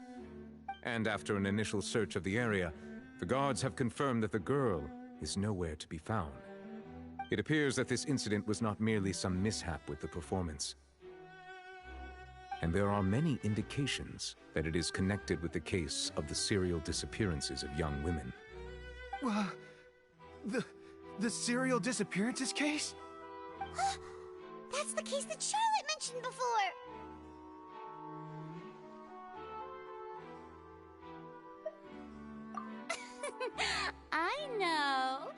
I know the truth. I can see through the whole thing. Really, using such a shallow and obvious mystery as his finale. Did he really underestimate us that badly? I say that our powerful magician, Mr. Linney, is now the prime suspect for the serial disappearances case. Huh? Why me? This whole thing was an accident. Oh, this all occurred during your magic show, did it not? The missing girl disappeared after being chosen, did she not? The deceased is one of your assistants, is he not? Now that I think about it, that whole speech about magicians making things disappear was nothing more than a provocation, a bald-faced challenge. That can't be right. How can Lenny do this? He was in the box on the stage the entire time. We can even hear his voice. Besides, before the show, he told us that he would like to catch the criminal behind the disappearances. He couldn't possibly mean catching himself.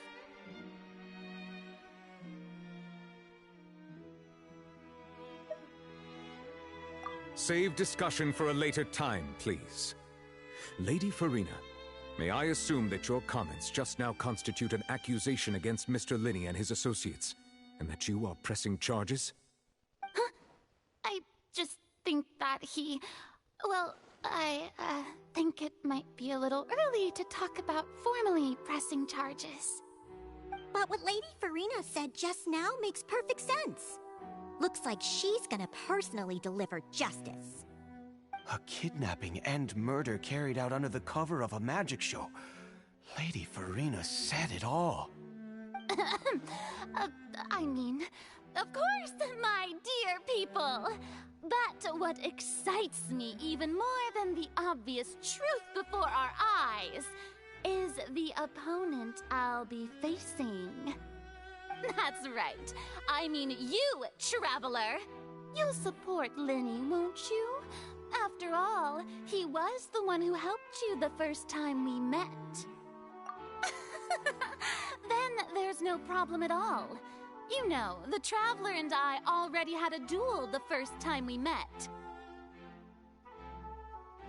But with Lenny's help, our little duel ended in a draw. But draws really are the most boring possible outcome. So, no more draws. Between the two of us, there must be a clear winner and loser. And what better place to hold such a riveting showdown and decide the true victor than here, on the grandest of stages, the Opera Epiclese. Huh? It wasn't a draw. She obviously lost last time. I understand. Charges have now been pressed, and as such, a trial is in order. Well, Traveler, seems Lady Farina has set you in her sights. But putting her dramatic rhetoric aside for a moment, I would like to ask you, are you willing to act as Mr. Linney's attorney and defend him in this case? Very well. The trial will be held a day from now in the Opera House. Both sides may investigate the scene to build their cases and search for the truth.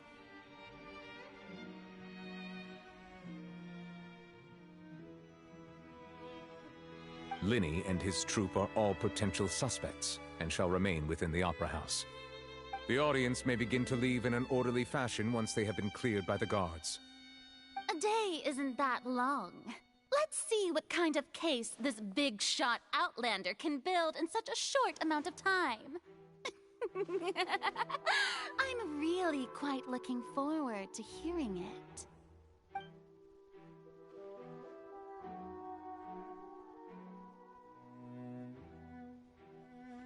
Lenny!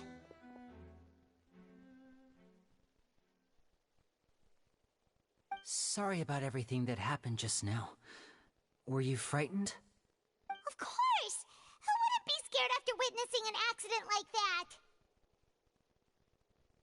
Yeah, I'm a little shaken up myself. How could this happen? And poor Kel. I know you already claimed that you would defend me, but now it's just us talking. Tell me, do you think I could possibly be the murderer? Good to hear. Thank you so much for trusting me. I'm sure everyone sees me as the biggest suspect at this point. But if you ask me, the whole thing is mysteries layered upon mysteries, such that all that's left is confusion. I don't know whether what happened there on the stage was purely an accident or not, and I don't know why poor Cal was in the box. As for how that girl chosen from the audience could suddenly disappear, I'm afraid I don't have any answers either. If someone tampered with my performance, then we need to figure out what they did. Even a skilled and knowledgeable magician like myself couldn't pull all that off in just 1 minute. Which is precisely why we need to investigate. As this book says, the impossible could not have happened. Whatever happened must have been that which is possible.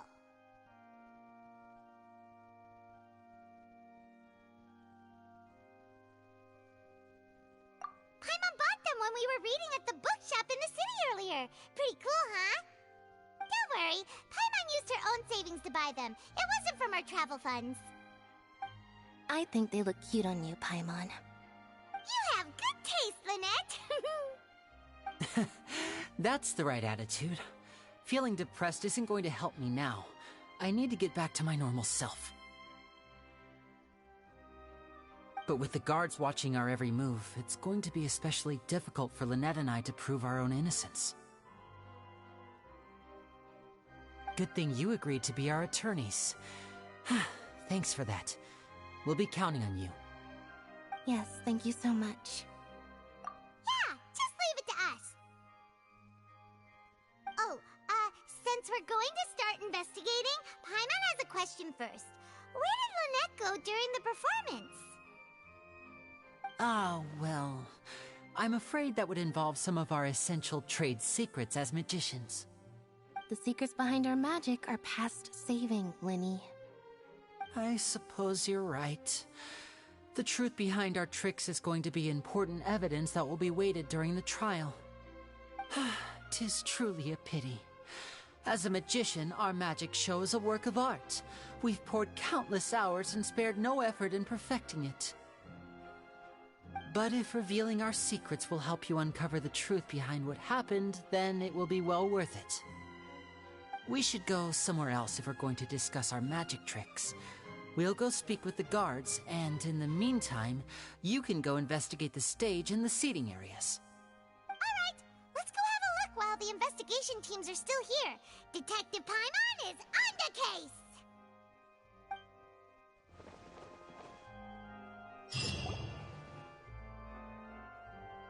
Hello, officer. How's the investigation going? I see. You must be the traveler that Lady Farina mentioned.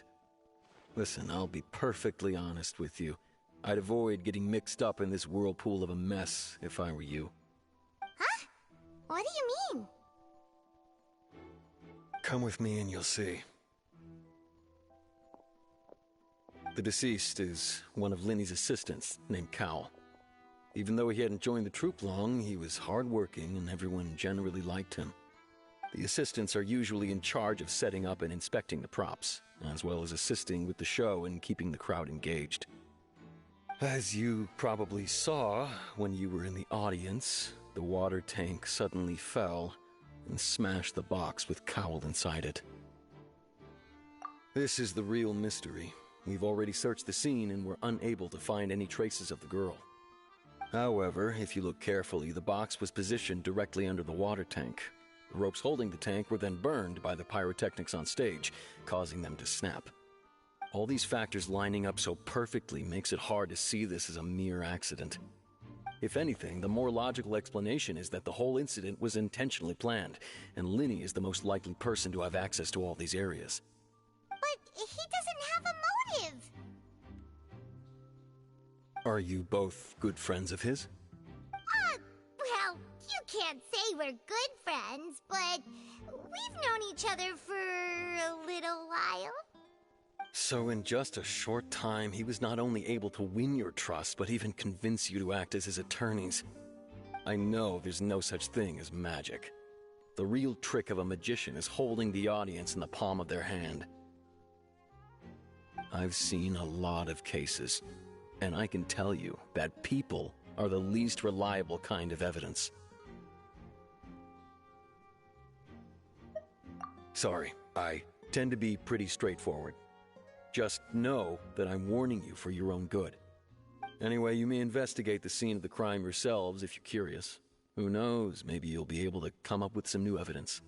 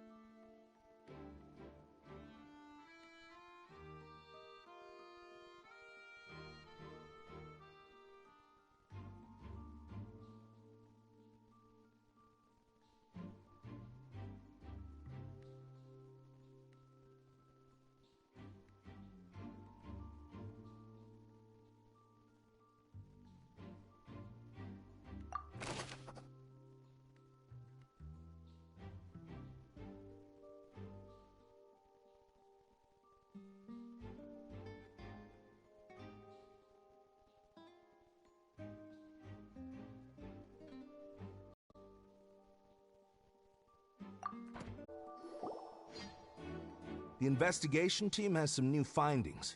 Turns out there's an issue with the random number selector after all. See, I told you. What if the machine picked some big guy's seat? You think the murderer would have still made his move then? Sorry to interrupt, but we're helping Linny and Lynette with their side of the investigation. What were you saying about the number selector? There's something wrong with it? You're trying to help them? That'll be a tall order. Linny used the machine to pick a random member of the audience during his performance, right? The lucky girl that later disappeared. Well, we thought there might be a serious problem with the machine, so we had it taken away for further inspection. It turns out that the seat number it picked wasn't random at all. The machine picks that same number every time. I'm sure you already know that you have to make a reservation in advance to get a seat, regardless of whether it's a trial or some performance. In other words, Linny knew who would be sitting where from the very beginning. That much checks out. Linny reserved our seats for us, too. Bet you see why I was saying it'd be tough to make a case for Linny. Even though it's bad for Linny's case, Paimon had better write it down.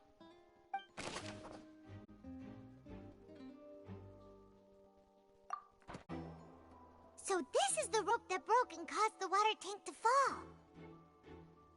The rope looks pretty durable. How can it be burned through so quickly by fireworks? Why are you suddenly so serious, Traveler?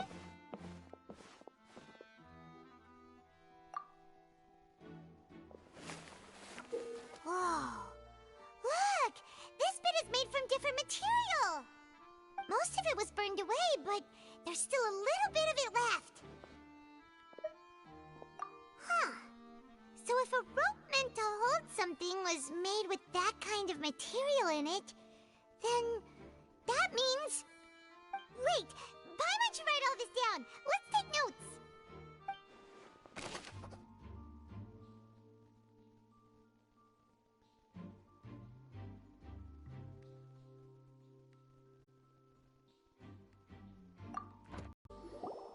Hello there! What are you investigating? Oh, this location has also been cordoned off because the Magic Troupe members are currently considered prime suspects. The investigation team is still collecting evidence. The seats were all booked in advance, so we were able to deduce the missing woman's identity by checking the guest list. Sure, it's not like this is confidential information. We will publish it later anyway when we petition the public to help us find the missing person. Her name is Halsey. She's a painter from Fontaine who's made a bit of a name for herself. Apparently, she wasn't a regular at the Opera House, but she'd been feeling some pressure with her work lately, which made her decide to come see the magic show. The magic troupe members all claim not to know her, and we have looked into her social connections. It seems that she has no personal grievances or conflicts of interest with the suspects. Simply put, she wasn't related to the magic troupe at all, which matches the features of the previous serial disappearances. Were the victims of previous cases also chosen at random? That's how it seems to us, in any case. Apart from the fact that they were all young women of around the same age range, there really weren't any other connections between them. Okay then. No need to be so formal. If you do happen to see the missing girl, please be sure to contact us. It is of utmost importance that we get to the bottom of these disappearances.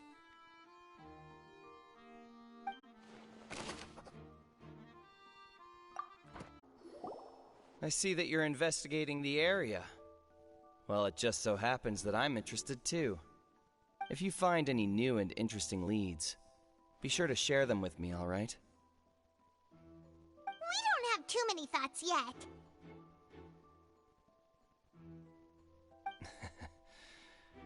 Then why don't I tell you my hypothesis first? The way I see it. And I'll start it with that loud thud. The thud? Oh, you mean the sound that happened during the countdown? Yes, exactly. It wasn't terribly loud, but I suspect that most people heard it. It's just that everyone was awaiting the results of Lenny's trick with bated breath, so no one paid it much mind. But now that the incident has happened, the thud has become an important clue. That makes sense. So, what do you make of it? I'm of the opinion that it may have been the sound of Lenny's accomplice. Lynette, perhaps. Jumping atop the water tank, or something like that. And when the pyrotechnics went off, she cut the rope, sending the water tank crashing down. But wasn't the noise we heard too loud for that? Perhaps the balance wasn't right, leading to a particularly rough landing. Oh, that's true. I suppose I must reconsider. That does remind Paimon, though. What was with that sound?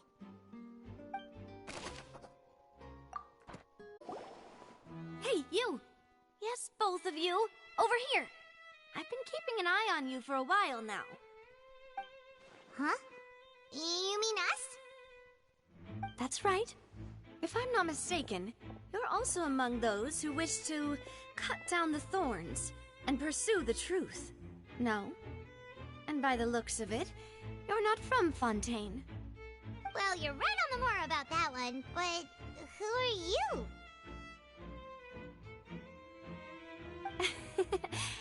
Have you never heard of the Spina di Rosula? From mediating disputes and providing protection to solving conundrums, you name it, Spina di Rosula does it. And I, Navia, have the honor of being its renowned president. Though those who play by our rules call me boss. I'm Silver, her attendant. Pleased to meet you. And I'm Melus. Demoiselle's various daily needs and affairs are under my purview. Huh? Boss? Demoiselle? What gives with the names?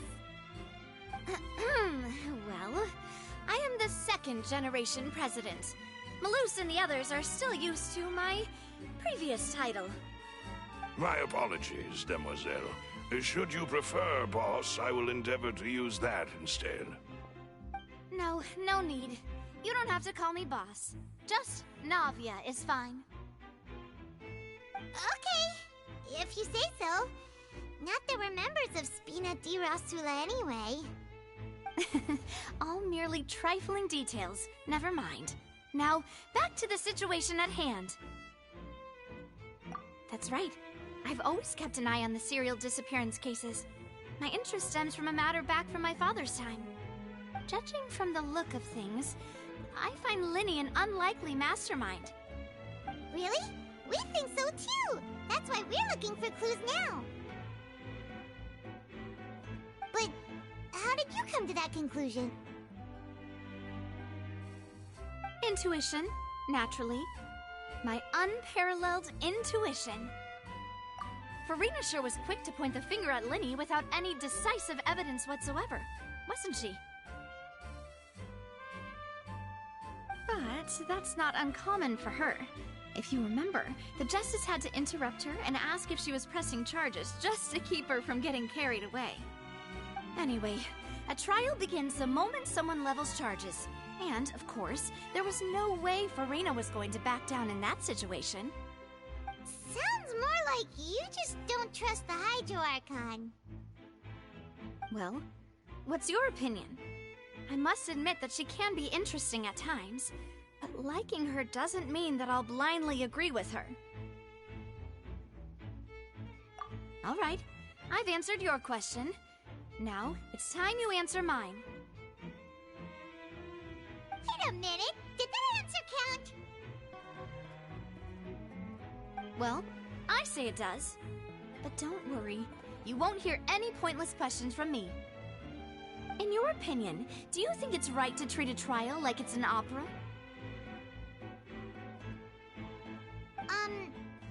Well? And why would that be?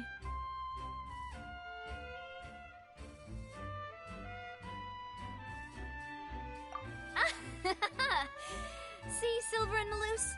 I told you they'd be different. Most astute of you, demoiselle. I, too, think that the Traveler's response was most excellent. No matter how wonderful the script or how fervent the audience's expectations may be, the trials that go on stage here must be based in fact. And if that can be done, boss, then... All right, that's quite enough, Maloose. Anyway, I like your answer. You passed with flying colors. Now, I need to make some preparations, following which our joint investigation shall commence. You two shall be my assistants. Wait! Since when did we become assistants? Oh, well, I can be the assistant, sure. Or your companion, if you like. I'm really not that fussy. That's more like it. Far be it from me to brag, but I believe that Demoiselle's intuition will be instrumental in uncovering the truth. You wish to save a friend from false accusations, and we wish to unravel the disappearances. In this sense, our goals are aligned. You have a point. You're quite the talker, aren't you, mister? And what about you over there? What do you think? You seem like you've got something on your mind. I have nothing to add. Oh, alrighty then. We'll be making some preparations first. Just be sure to let us know if they start revealing Linny's tricks. Thanks! Sorry, but no one can freely enter or exit the Opera House at the moment. If you wish to leave, you must register your identity with us first. No, we're not leaving. We're representing Linny and Lynette as attorneys, so we're investigating the case. Were you always guarding this entrance? Yes, after the Chief Justice gave the order, everyone coming in or out must undergo a strict inspection. So, the missing girl couldn't have left from here. At least, not from that point on. I doubt there was much opportunity then, either. How can you be so sure,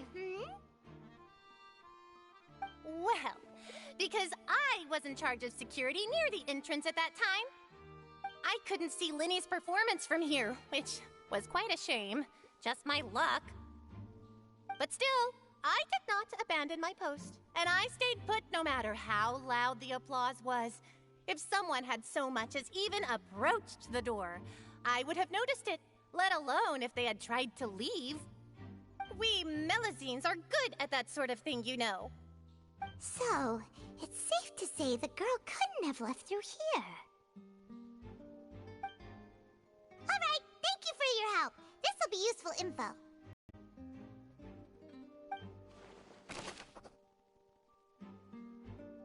Understood. Then I will be going with you. Just so you're aware, I will be monitoring your actions and making notes as necessary. Very good. Thanks for being so agreeable. I'd pull a rose out of my hat as a gift for you if I could. You may spare the pleasantries. I'm just doing my job. You've arrived. Who's this? Me? I'm Spina di Rosula's guardian angel. If you've got a problem, I've got the firepower. Sorry, I got a little carried away there.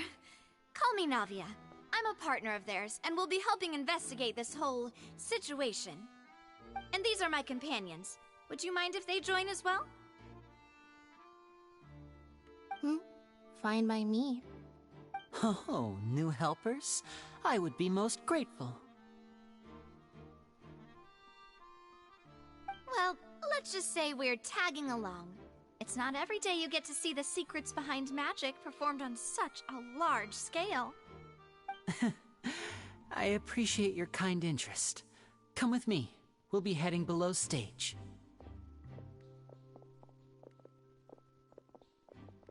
Huh? Below stage? Yes, a world of secrets is hidden beneath this magic box, prepared specifically for this switcheroo trick. But before I reveal everything, you should have a look first. Notice anything strange here?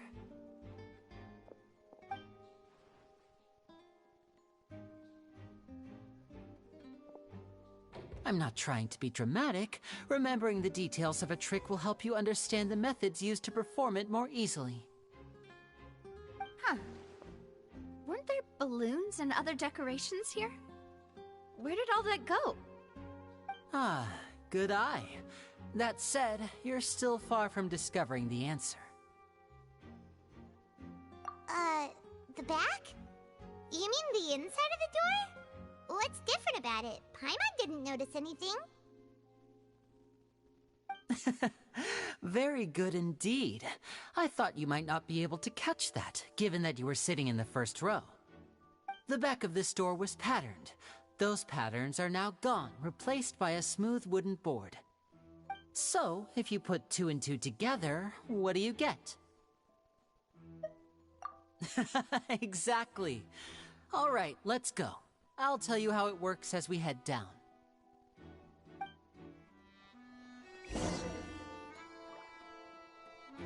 Oh, so there was a passageway under the magic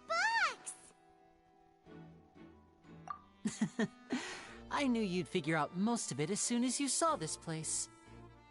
The 2 magic boxes are positioned right above the 2 entrances of the tunnel. See this flatbed trolley? The box with the lucky audience member in it would be shuttled over to the other side using the trolley. This trolley can raise and lower and even rotate, ensuring that the box will face in the right direction. I see. So that's the purpose of the box inside another box. Precisely. The inner box would descend after the audience member was put inside and be moved along the trolley, all while the outer box would remain on stage as if nothing had ever changed. So that's how you did it! Once the box was lowered, the trolley would store some energy through this device here, with which it would complete the rest of the steps. The audience member would only be able to feel some slight movements in the dark, and by the time she walked out, she would already be back on stage. Right! You were talking that whole time, and you even came out for a moment near the end! Ah, yes. A phonograph operated by Lynette was used to achieve that effect. My assistant and I had already scripted our conversation beforehand. When the countdown began, I had already gone to the opposite box via a tunnel using that ladder. And what about Lynette? Where was she? I was in the mezzanine space in the back of the box. Oh, interesting! That's how we were able to coordinate Linny's lines with the assistant. And, by the way, I was the one who walked out of the box at the end. I mean, we are twins. All it takes is a change of clothes and no one can tell who's who. And that's my favorite part of this trick. Only Lynette and I can perform it. So that's how it all worked! Wow! Every detail you revealed was more amazing than the last! Lynette would briefly walk out of the box and then go back in, jumping into the tunnel and escaping before the box on the trolley could finish ascending. And then I walk out of the other box in the audience area, and the trick would be complete. The operative word here being would. But as you saw, Cal was in the box, not our audience member. She, on the other hand, mysteriously vanished. We really don't know how that happened. If not for that interlude, this would have been an astonishing trick. I probably never would have figured out how you pulled it off. And yet, to think that someone was able to use this magic trick to commit a crime. Could we have a look around? I think we can come up with some more leads. This is the scene of the crime, so Linny and Lynette are not permitted to stay here. I'll escort them back up. Yes, of course. No need to be so strict now. I won't disappear into thin air, you know. Thanks, everyone. We're counting on you.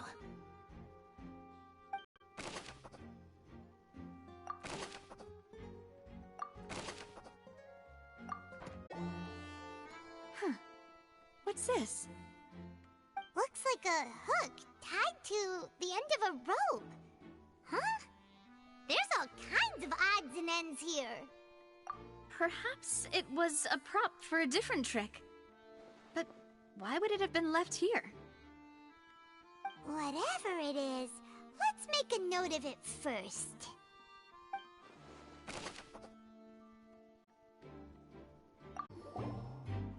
The floor is wet. Please be careful not to slip.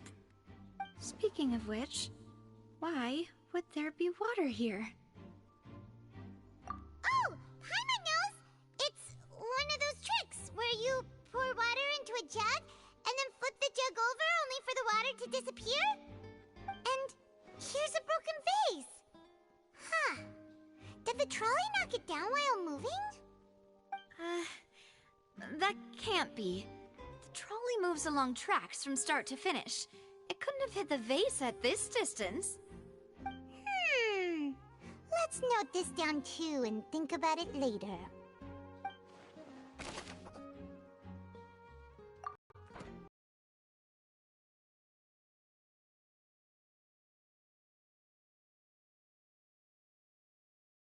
Oh, these are the clothes that the lady chosen from the audience was wearing, right? Her clothes are here, but she's nowhere to be found. Right! And do you really need to do that if you're kidnapping them? Ugh, this is so confusing. Paimon doesn't want to be a detective anymore.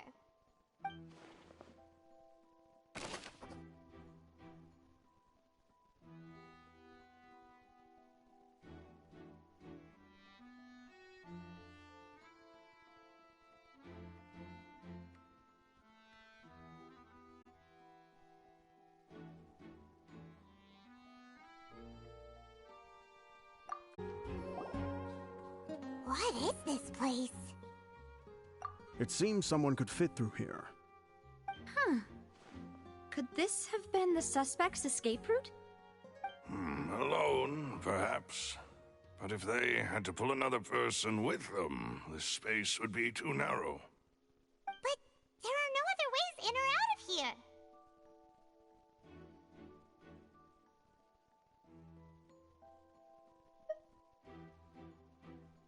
Oh, you're right! Let Paimon write that down.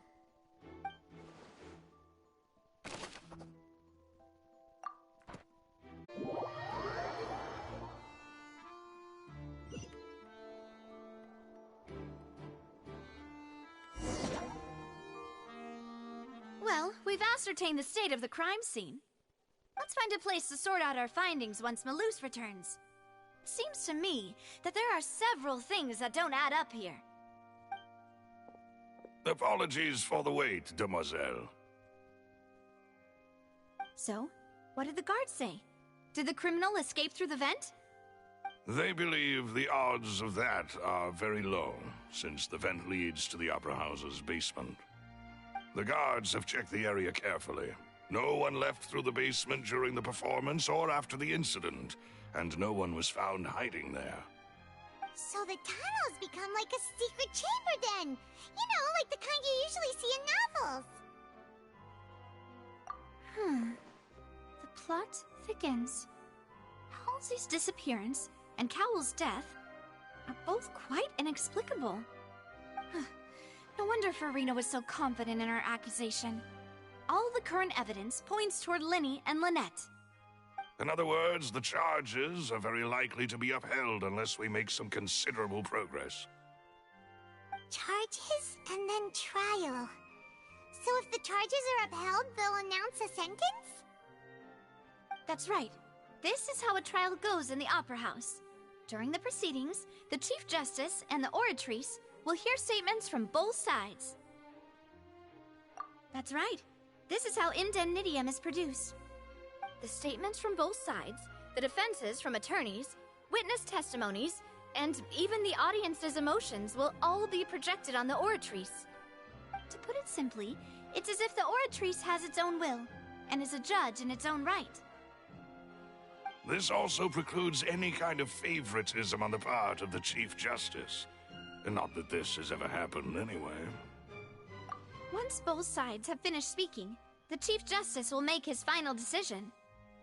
This, too, will be used by the Oratrice as a reference. Then, finally, the Oratrice will be consulted by officials. The result it returns is the will of justice itself. Huh? So that machine is the one that actually decides? Paimon thought Neuvillette called the shots. In practice, there is very little difference. Both have always come to the same judgment, which is why people have great faith in the Chief Justice. Ah, yes, the guards also asked me to convey that none of us will be allowed to leave this place before the trial. Huh? Why?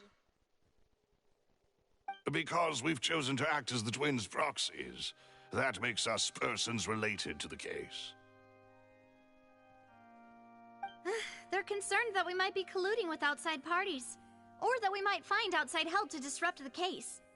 And even if that were not so, it could prove problematic if we happen to spread key information about the case ahead of time.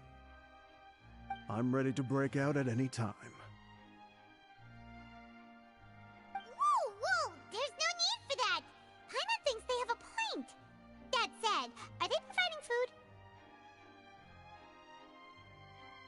Of course. I just hope you don't mind the lack of options. I'm afraid that catering to all tastes is not in the cards, nor is any guarantee of balanced nutrition. In that case, let's just sort out our findings together here. Pity. I was hoping to take you to try some of Fontaine's famous desserts, too. I mean, what better way to properly think through our findings than over some tea and sweets? Huh. Breaking out suddenly doesn't seem like such a bad idea after all. Just kidding! Paimon will still do her best, even if there are no snacks. What do you mean, no snacks? Of course we'll have snacks. If we cannot buy some, then we'll simply make some. Huh? Here? But how? Understood, demoiselle. Everyone, please come with me.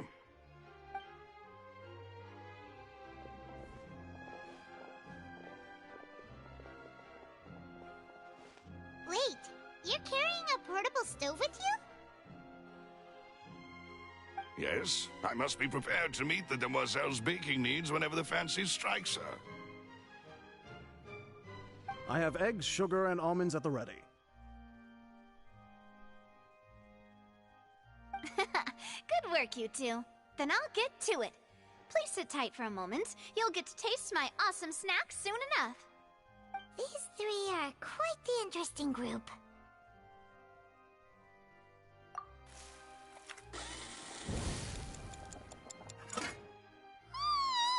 And Paimon thought it smelled good while it was still in the oven. Oh, it's even better now. Paimon can't stop drooling. From the way you had these two guys carrying all that stuff around, Paimon thought you'd have them do more during the baking process. But you ended up doing the entire thing by yourself. Beating the egg whites, grinding almonds, everything. I was applauding. And I was giving encouraging smiles. Paimon was just thinking, aren't you worried about getting your fancy dress dirty beating egg whites and baking like this? Well, I don't think it's carved in stone anywhere that fancy ladies can only read books, sip tea, ride horses, and play the piano. I just really enjoy making snacks. Don't underestimate beating egg whites, by the way. It's a real arm workout. You also need to beat them to just the right consistency, or your macarons will crack. Anyway, give these a try, fresh out of the oven. There's 3 for each of us.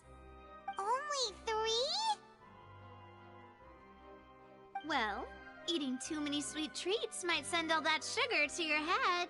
You wouldn't be able to think clearly about the case on a sugar rush, would you? Tea is ready to be served as well. This is Demoiselle's favorite, strong black tea with a floral fragrance that clears the mind and lifts the spirit. No need for concern. I'm merely doing as I should.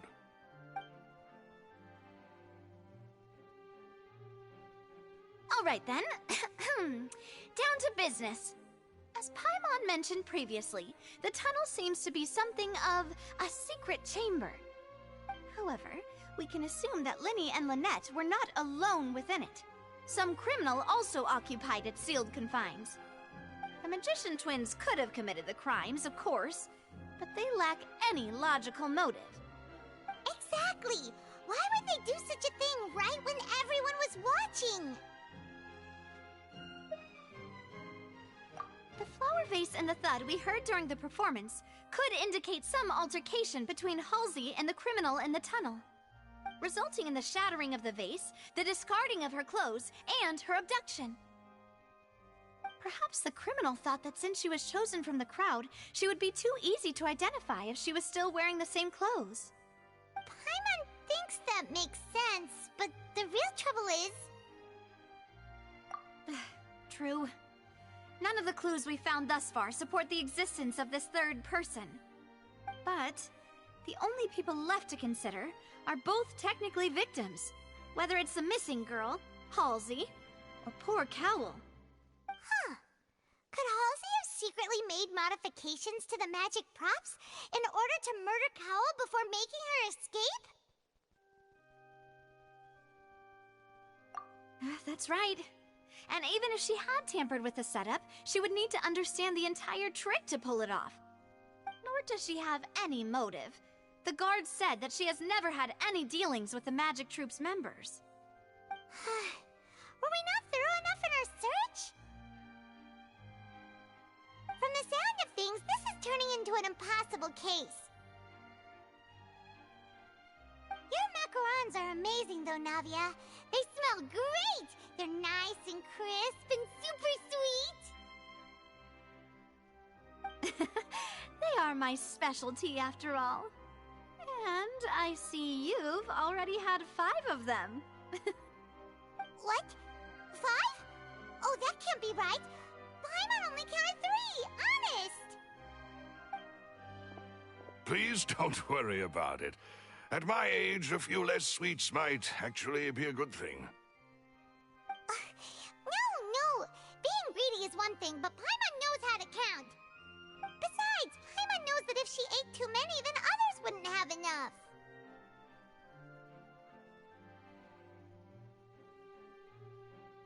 Wait, even you don't believe Paimon?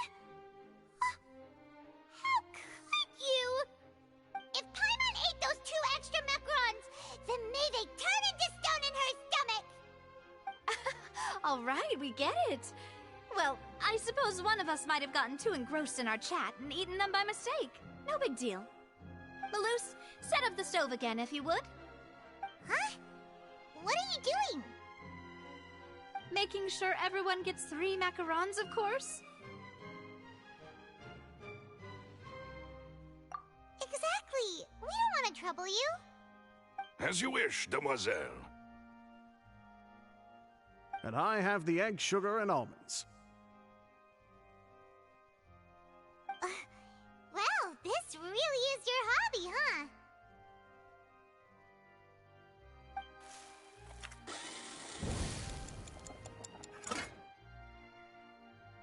Well, that's it for snack time.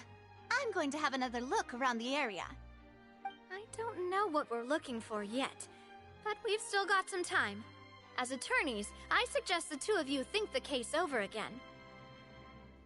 It would be awkward if you got all tongue-tied on stage during the trial. All right, thanks for your help and for the snacks. It was nothing. A small task for the Spina di Rosula. Silver, Maloose, it's time to go. I'll be back if I find anything new.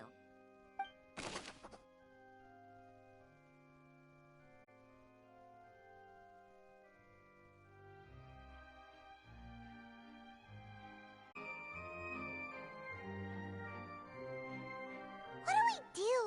The whole situation is so confusing. Good plan. Impossible things don't just happen. We'll get to the truth one way or another. Just relax. Even if everyone else suspects Lenny and Lynette, at least we will be supporting them from the stands. Besides, I doubt Farina understands any more about what happened than we do. Thanks, Navia. Well, we'll be going then. Best of luck to you.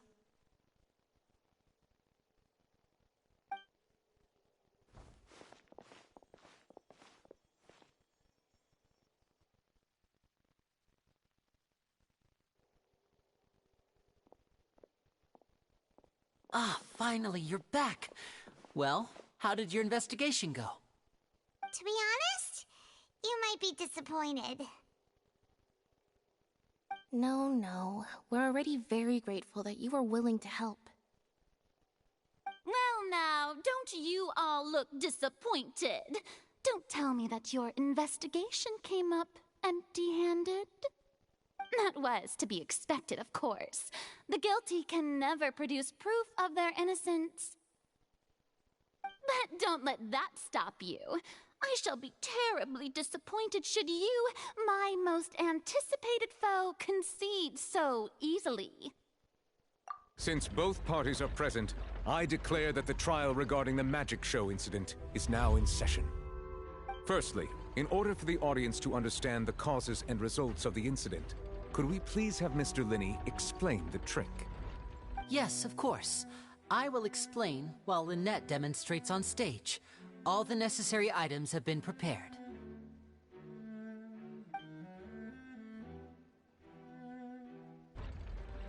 Thank you, Mr. Linney. In that case, I take your statement to be that you ran to and remained hidden within the magic box in the audience stands once the trick began, and thus could not have committed the crime. Is this correct? Yes, that's correct, Your Honor. In that case, I call upon the prosecution. Lady Farina, do you wish to refute his statement in any way?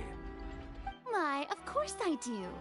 Allow me to take the first shot and break this case wide open. Mr. Linney is clearly lying.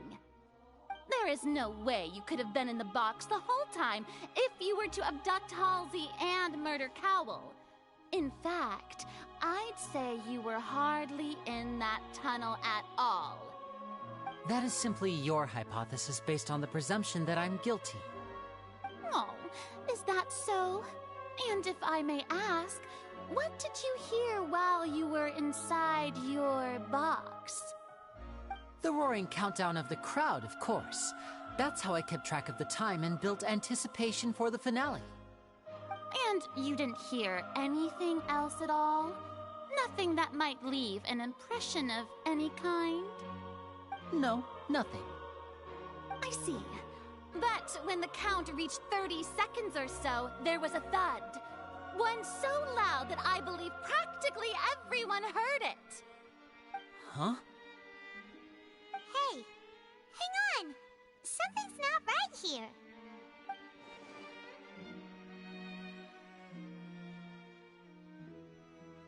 Yeah, I'm sure he could have heard a noise that loud from inside the box.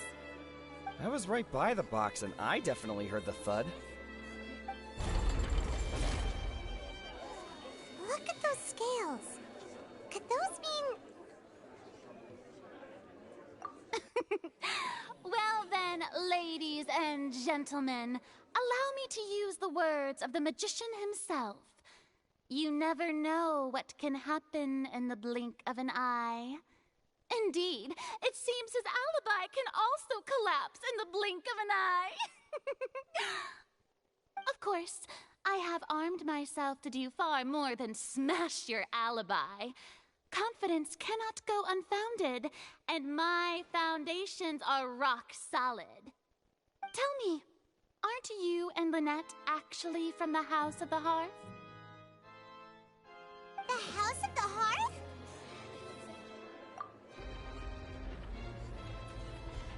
No wonder they did something like this. So the serial disappearances were the Fatsui's doing. Now it all makes sense. I've got a feeling that what happened on stage probably wasn't just an accident. That's irrelevant. Our identities have nothing to do with what happened. Indeed. Then perhaps you could tell us everything that happened during that 1 minute. Your first priority is to prove yourself innocent, after all. I'm sure there is little that needs to be kept secret now. Unless your script already has holes in it. The Outlander is speechless. My, oh my, don't they look flabbergasted? Now comes the infighting and discord, I suppose. This was almost too easy. Oh, good thing I made all those preparations. Seems the all-nighter I pulled last night is really paying off. Hey, Linny! Why didn't you tell us this before?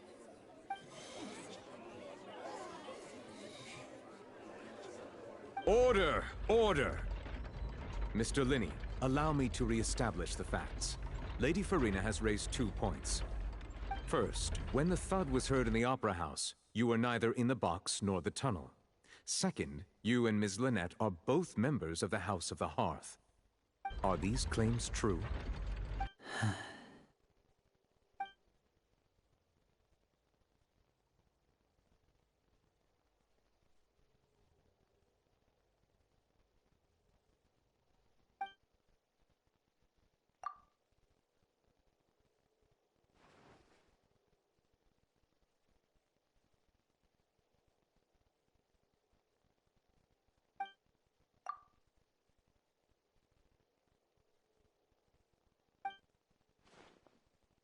Please answer my question, Mr. Linney.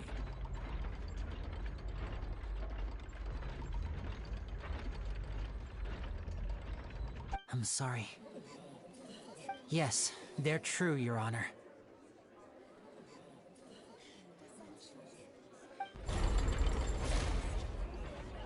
I knew it! Well, that's it. We might as well move on to the sentencing already. What should we do now? Granted.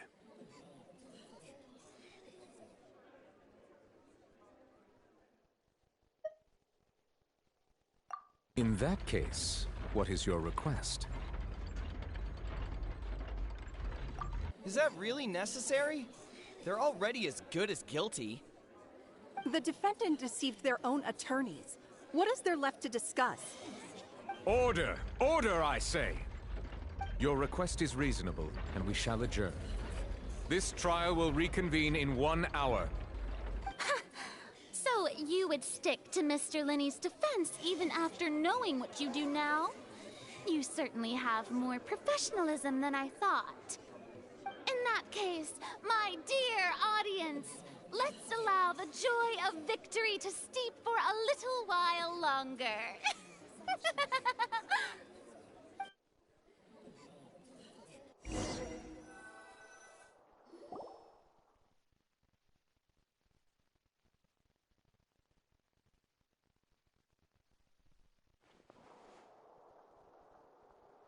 Well, this is awkward. I didn't think the Hydro Archon would dig all that up. I'm sorry, Traveler and Paimon. Yeah, sorry. Paimon doesn't know where to start. We trusted you two. We based our entire reasoning on the assumption that you weren't bad guys. Not to set the wrong tone or anything, but Paimon's really mad! I'm very sorry. I know you're angry, and reasonably so, but please, let me explain.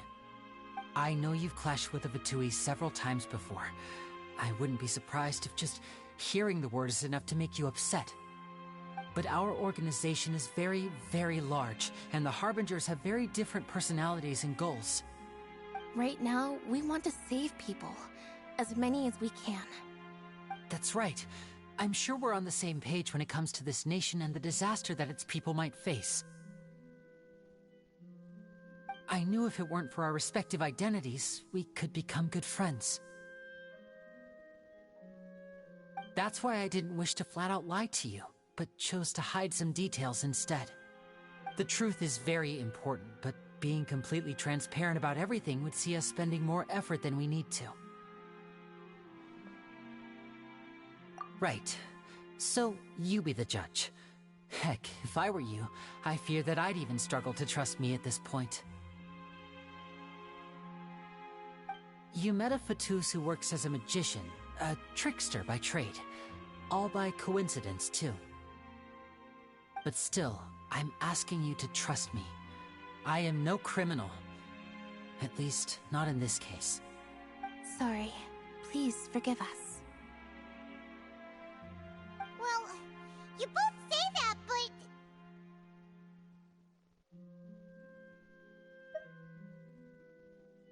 Right. Let's hear your answer first, and no lies now! Of course. I'll answer any question you ask. We've been trying to find out how the Oratrice operates. We want to know why it has a consciousness. Why can it deliver sentences accurately? During our investigations, we learned that the machine's core is beneath it. From that moment on, Lynette and I have been designing this box swap trick, with the objective of getting close to the core. Is that why you needed a whole minute? That's right. In truth, the audience would take about 75 seconds to count down from 60, while I would only need 15 to get to the opposite box. So, after jumping into the tunnel, I accessed the Opera House basement via the vent, and went to investigate the room in which the core is stored. That air vent was created during the construction of the tunnel specifically to execute this step. Well, nothing.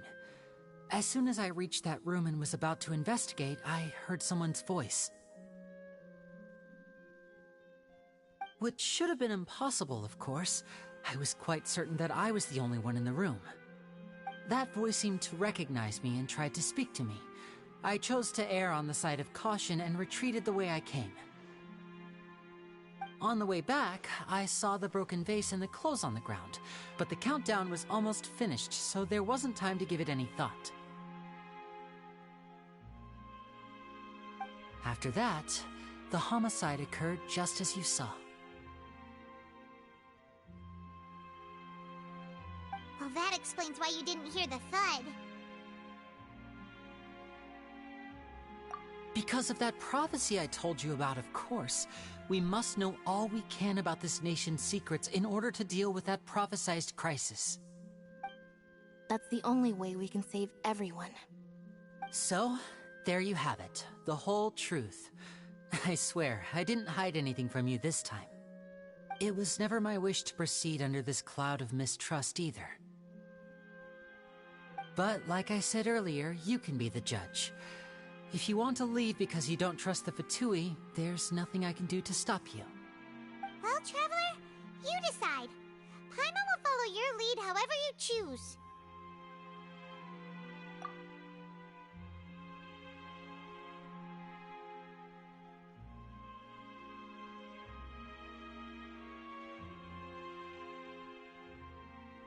Okay, thank you.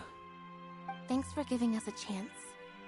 The current problem is that the scales are tipped pretty badly against you two. If we want to refute the Hydro Archon's accusations, we're gonna need a seriously watertight defense. Huh?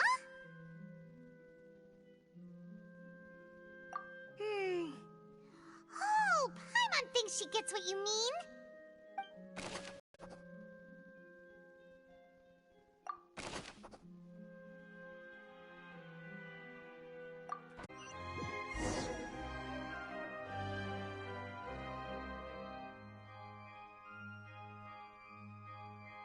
Both parties have returned to their positions.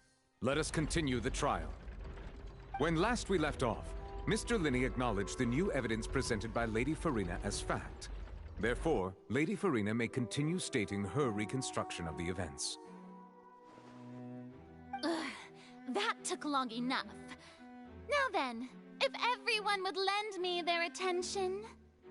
At this stage, let's revisit that scene from Linney's perspective.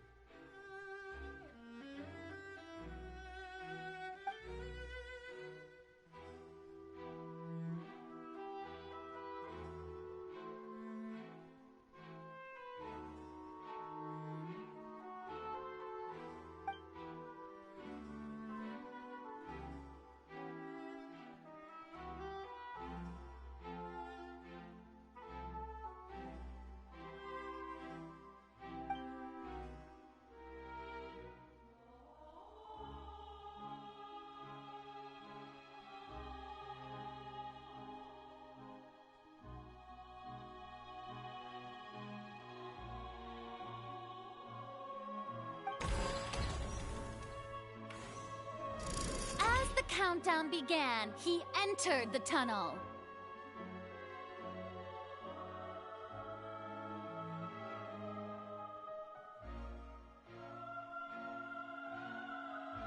When the flatbed trolley passed, he opened the box and got into an altercation with Halsey, which caused the loud thud. He did not realize that this sound could be heard by everyone in the opera house, which is why he claimed earlier that he could not hear the sound. Finally, he used the vase to knock her out, before making her change clothes to prevent others from recognizing her. At this time, Cowell arrived in the tunnel, having heard that strange noise, and caught Linney red-handed. So Linney proceeded to knock him out too before stuffing him into that box. Afterward, Linney passed the unconscious Halsey to his accomplice through the magic box in the audience stands, before operating the devices such that Cowell's death would be ruled an accident. And there you have it. That's the truth behind what happened.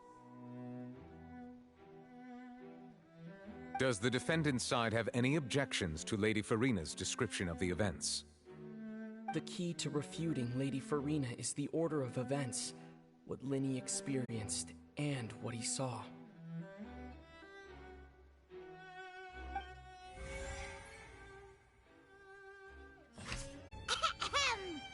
Attention! Ace Detective Paimon has something to say!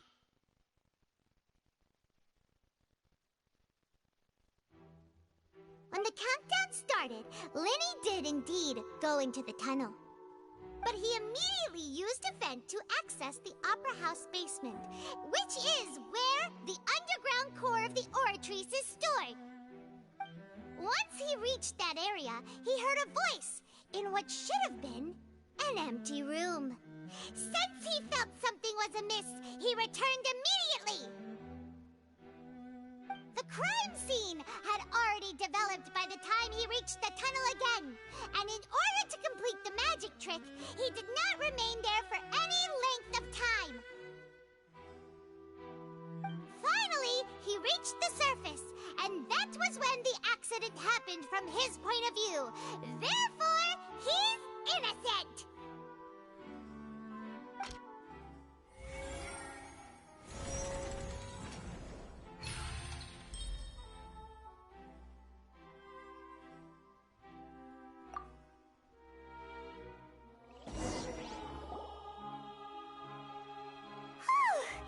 Paimon did it! Paimon actually managed to say all that! Wasn't it awesome? In other words, you believe that he knew nothing of the incident? That's right!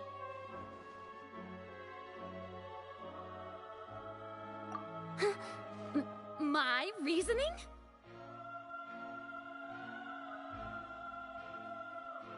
If that's the case, then if Cowell hadn't entered the tunnel, who was the entire setup meant to kill? Assuming that what you say is true, Linny only needed to kidnap the young girl to cause a new disappearance case. What would the point of killing someone on stage be? Oh, they have a point. That's right, you tell them! And that's why they're partners of mine. They've managed to turn things around. Oh, well, your denial is very strident. I'll give you that. But what proof do you have to back your claims?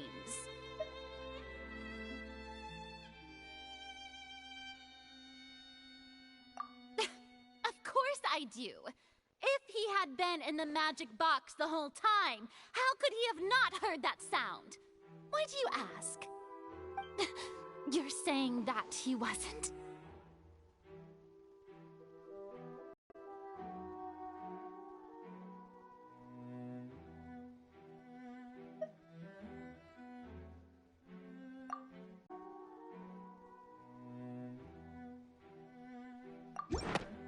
That's right! Linny wasn't in the box or in the tunnel. That's why he didn't hear anything strange during the performance. This means that when the crime happened, Linny had already entered the basement via the vent. The same clue you used to disprove his alibi has now become the best proof! Ha ha! How do you like that? Well played. To think you'd use such logic. Well then, if it wasn't Linny who committed the crimes, then who was it?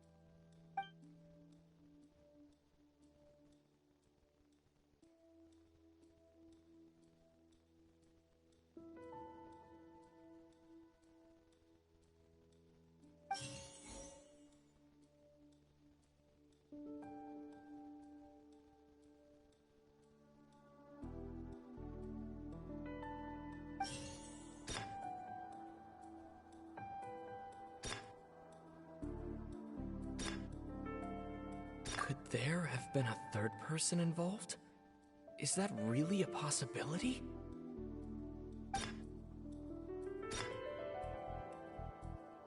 Halsey is the missing person and an ordinary audience member. Or did she have her own scheme all along? The deceased's name is Cowell, Linny's assistant. He would have been able to tamper with the equipment.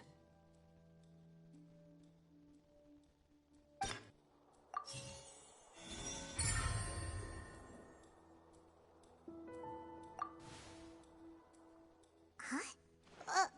That can't be right. Are you serious? The killer was, in fact, Cowell, the deceased! Oh, is that so? How interesting! Let's hear your reasoning then. What I must do next is recreate the truth. What Cowell did, and how he went from would-be perpetrator to victim.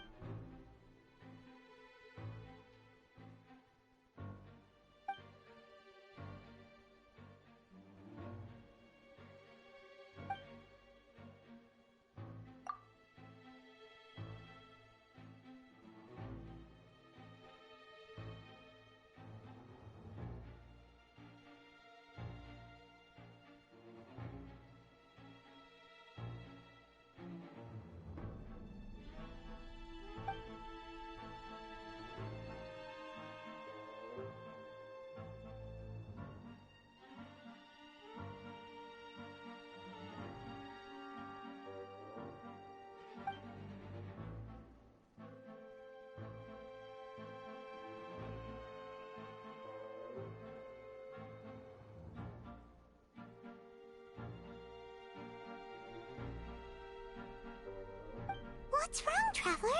Are you still having trouble figuring things out? I see how it is. So this was all just a bluff. And here I thought you had something to show for it. But it seems you're still far from the truth. Look, since we're at a dead end, why not consider a different track? Just like the trick as it transpired, the end result must have been utterly different from the magician's initial design. If only we knew how Halsey disappeared. Well, that would be nice, but the tunnel only has 3 exits, and none of them seem very likely. And it's not like this is a magic trick where you can just make a real live person disappear. You know, like you did from that water tank, Lynette.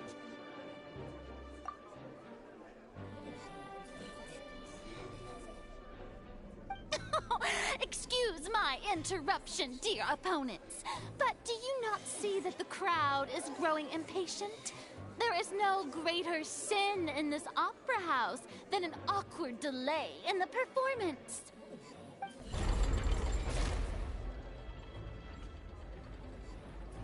If the defense is unable to make further effective arguments, we will move on to the next stage of the trial.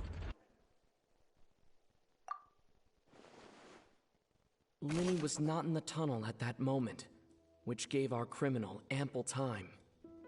The sound we heard may have come from a clash between the missing Halsey and the criminal. The deceased's name is Cowell, Linny's assistant. He would have been able to tamper with the equipment.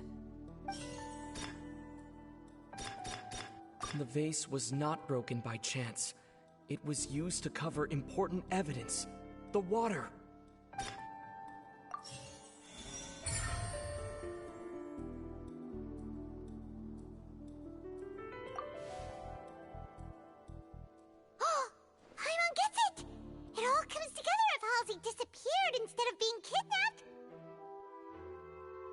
Lynette escaped from the water tank, vanishing gradually and leaving only clothes behind. If there's a similar method where a person could be transformed into water... Just a moment, please. I do hope you know how preposterous you sound at the moment. How could a person ever be transformed into water? This is reality we're talking about here, not some magic trick. Must we really? I should think that of anyone. Your friend Linny already knows this truth very well. Magic tricks are ultimately just illusions and misdirection.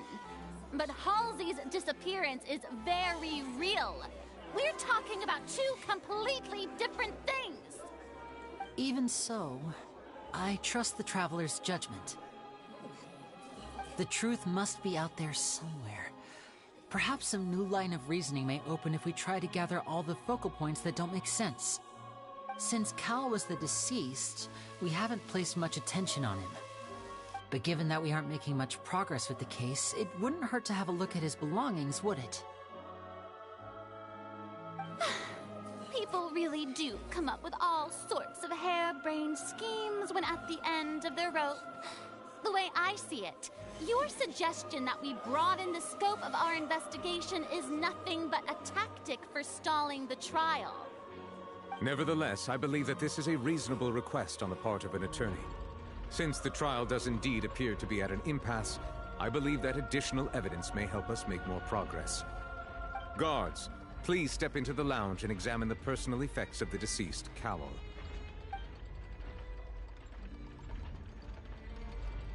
We are still examining the items, but we have already made critical progress that we feel must be shared with everyone post-haste. We discovered several test tubes of fluid within Cowell's baggage, each labeled separately. The notebook in his backpack claims that these fluids are water from the primordial sea. The primordial sea? The note's contents also indicate that Cowell belonged to an organization that sells illegal drugs and that he had an accomplice. The notebook has many entries concerning safe usage of these fluids, in which the keyword dissolve appears many times. One of these tubes was labeled Opera Epiclese, along with yesterday's date. It is empty. The notes also state that these dissolution properties work exclusively on people from Fontaine. It's likely that Halsey was chosen as some sort of test subject. As such, we believe that the defense's hypothesis is, in fact, supported by sufficient evidence. You've got to be kidding! People dissolving into water? Could something so ridiculous actually be true? Wait a moment. This reminds me of a certain prophecy, but it's just a coincidence, isn't it? Huh. If people can become water, does that mean that the water tank's real use was as a means to hide water stains? And if Cowell was targeting that girl... Wait just a minute. Could that mean... You two, with me, quick! Demoiselle, wait! What about your partners? Let's go. Just trust me. Order! Order! It is undeniable that further examination of the deceased's personal effects has yielded some surprising results, but we cannot yet verify the veracity of these clues. Still, let us assume that these clues are indeed authentic, albeit with the understanding that Ms. Halsey has yet to be found. Guards, please continue examining the items along these lines. Mr. Linney, it appears your hypothesis is supported by the evidence, so please continue speaking. Of course. Thank you, Your Honor. If we uphold this hypothesis, I believe that many of this case's seemingly unrelated clues can be connected together. Right! Like the metal hook! That one didn't make sense at all. Let's think about this. Cowell's methods must have something to do with that water from the primordial sea.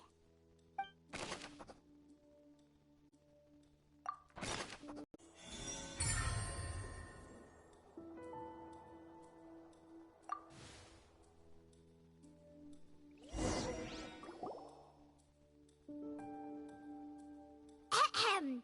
It's Ace Detective Paimon's time to shine again!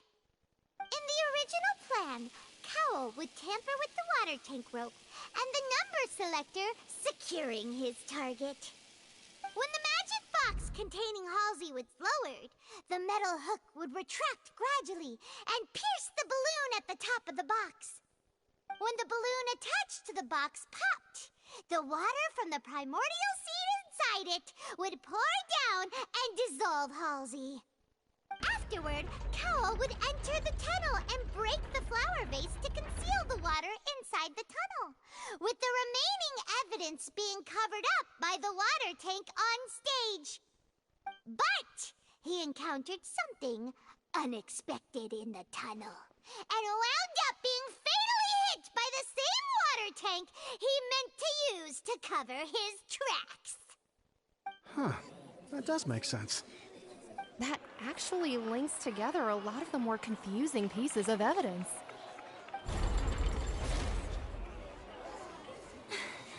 Oh dear, what do I do? Even I think they sound convincing now. Have I falsely accused an innocent person? What a humiliation.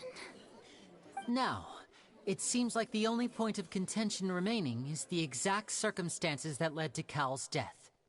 His notes mentioned he had an accomplice who could be related to the situation. On that note, the guards have just contacted me indicating that they uncovered new evidence. I shall now invite him on stage to share it with us. Thank you, Your Honor. We were just inspecting the luggage of the other people involved in this case. And we found an identical sample of the water from the primordial sea among Linny's personal effects. What? That can't be. Oh, I see. Well, how wonderfully comedic to have your own counterattack only to come back and wound you. Does this not clear all doubt? My dear citizens, my loyal audience, allow me to present my reasoning and bring this performance to a swift close.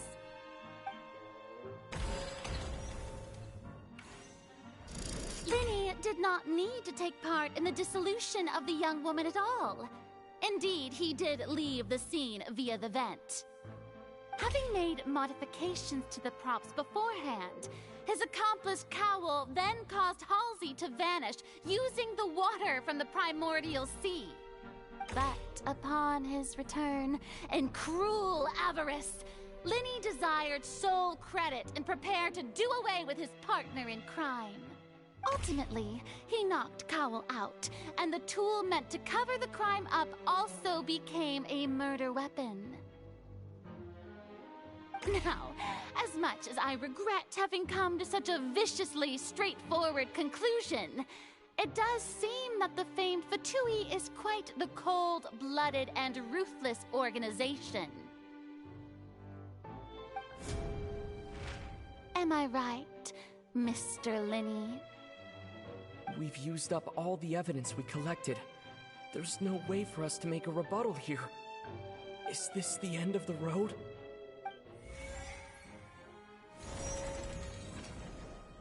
Oh no! Paimon can't think of anything either. It doesn't look like there's any way around this. Seems using the water as new evidence was too good a move. Why did this have to happen now? I think we've all seen enough now, and we have ample witnesses to my flawless reasoning. I believe this is indeed the finale. Now then, my good, noble Chief Justice, should we not, in your view, move... Excuse me, everyone, but I must interject. Miss, I must ask you not to shout, and to respect the ongoing legal proceedings. Oh, come on. Don't be hasty. I have a good reason for interrupting, you know. Now, would anyone here like to take a little break from all this debate and see a little magic? I'll show you an amazing trick. One that can bring a young woman who has disappeared back in the flesh, right before your very eyes. Please, do the honors, Mr. Linny, if you would be so kind. What in the world is she saying? No offense, miss, but miracles like that are beyond my scope as a magician.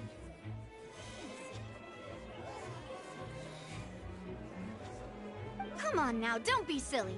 Magic is all about misdirection, isn't it? It often conceals the truth while presenting a fascinating illusion. But once everyone believes the illusion, can't magic reveal the truth to them once again? And wouldn't such a trick be the most marvelous finale to today's performance? Come on, Linny and Lynette. Give it another go. Don't worry. Spina di Rosula has made the necessary arrangements on your behalf. But, as the magic makers and stars of the show, I think I should leave the final performance to you. I understand.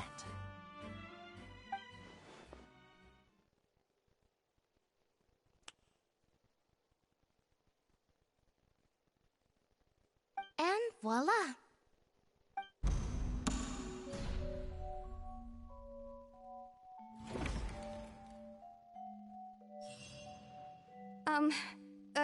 Sorry for the interruption. Wait, isn't that Halsey? So the whole thing about people dissolving wasn't true after all? To be clear, I'm only here because this person told me that if I testified, the merit of doing so would lessen my sentence. I was hiding outside this room listening to the proceedings because I was afraid that I would be the one put on trial. I was just feeling happy that no one had noticed me, and then before I knew it, she caught me. That'll teach you to underestimate us three. Where should I begin? I'm sorry. I'm the one who killed Cowell. I admit it. What? Why? Firstly, my name isn't Halsey. It's Lillian, and I'm originally from Mondstadt. I heard that Linny's show was gonna be a real thriller, but I missed the chance to buy a ticket, so I stole one. That's how I make a living. I steal stuff here and there, and I'd never been caught before. But I was noticed at the harbor a few days ago, and I barely got away. Linny was the one who caught me in the act. Hey, no wonder you look familiar. So you were the thief! Liddy even mentioned that you were pretty skilled. Well, and I thought that would have been the end of it, but then the number selector chose me. He even mentioned the Fortress of Meripede. That's a prison, isn't it? So you can imagine how shocked I was. I thought he was onto me for sure. So I played along with the show while looking for an opening to flee, but then I got water poured on me for no reason, and then someone jumped into the tunnel to nab me. I wasn't going to take that lying down, so I knocked him out and stuffed him into the box. There was nowhere to run from there, though, so I had to change my clothes and hide in a box containing performance costumes. I slipped out after the first guard arrived at the scene and continued hiding inside the opera house. Can a person even hide in there? But I swear I didn't know that the water tank would fall down. Really, I swear it. Had I known that, I wouldn't have put him in the magic box. I may be a thief, but I'm no killer. Well, that makes everything pretty clear now, doesn't it? This time, we need to tell the entire story from Lily-Ann's perspective. And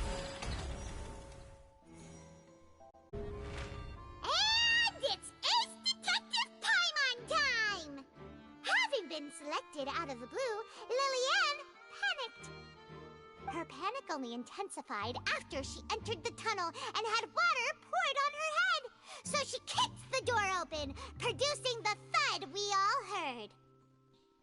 Hearing the commotion, Cowell leapt into the tunnel, only to discover that Lily-Ann had not dissolved.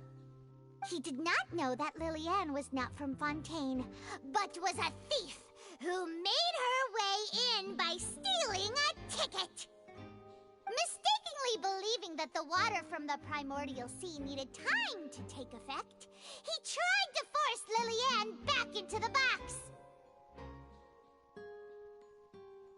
The two broke the flower vase during the struggle, but Lillian came out on top, knocking Cowell out and putting him in the box.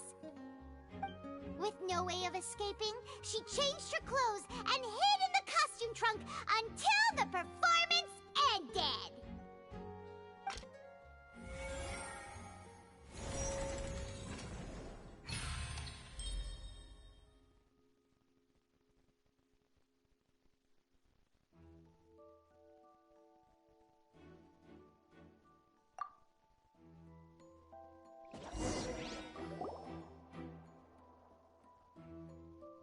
She knew that she would have to go through guard inspection if she tried to leave afterward. So, she has been trapped in the Opera House these last 2 days. She had already become desperately hungry by the time we were chatting over macarons. So, she swiped 2 of them right under our noses. Talk about a sneaky thief. At this point, all the events that happened in the tunnel have now come to light.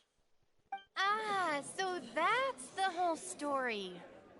Bravo! Bravo! Now then, Lady Farina, do you wish to speak against the defense's statements?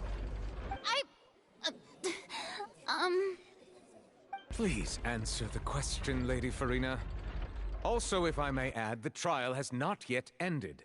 As such, I request that the prosecution not leave the room before the proceedings have concluded. What? Are you reading my mind now? No, I have no further arguments. I admit defeat. But really, could you at least have left me with some dignity? Wow, look at that! She's like a deflated balloon now. If there are no objections, then as the Chief Justice of Fontaine, I shall once again repeat the full sequence of events. The actual perpetrator of the serial disappearances, Cowell, selected his next victim from the audience reservation list. With some modifications to the selector, he could ensure that the pre-selected young woman would be chosen. To cover up any evidence while committing the deed, Cowell thought of allowing the water tank to fall, which would conceal the water left behind after the young woman was dissolved. He also tampered with the rope suspending the water tank, using the fireworks at the end of the performance to cause the tank to drop and hide the watermarks. He poured the water from the primordial sea into a balloon during the preparation of the magic box and stuck it to the box's lid. Finally, he passed the prepared hook on a rope through the gap in the magic box's door when bringing the young woman to said box. When the magic trick officially began, the box containing the woman was lowered into the tunnel, tightening the hook rope and bursting the balloon containing the water.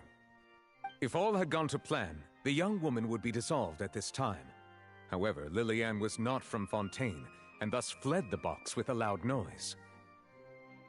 Realizing that there was trouble, Cowell entered the tunnel and met Lillian. Thinking that the waters had not yet taken effect, he decided to proceed. However, his opponent was more capable than he thought, and he was overcome, knocked unconscious, and placed into the magic box, and thus became his own final victim. Lillian, according to her own statements, then changed clothes and hid until the performance ended, before hiding in other parts of the opera house. As for Linny, he was in the underground structures within the opera house, and was thus ignorant of these happenings. From this reconstruction of events, we can conclude that Linny, the accused, is in fact innocent. While there is much in Linny and Lillian's conduct that should still be investigated separately, this case, at least, can be handed over to the Oratrice to make the final decision.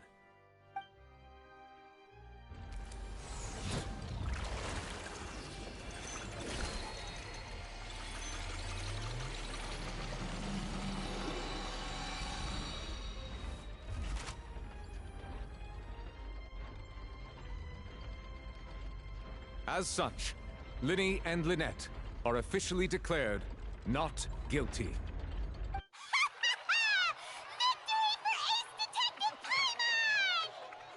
Great work, partner. partners.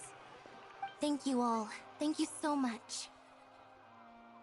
Next, I think we deserve an explanation, Guard Vaughn. How did you find the water from the primordial sea in Linny's baggage?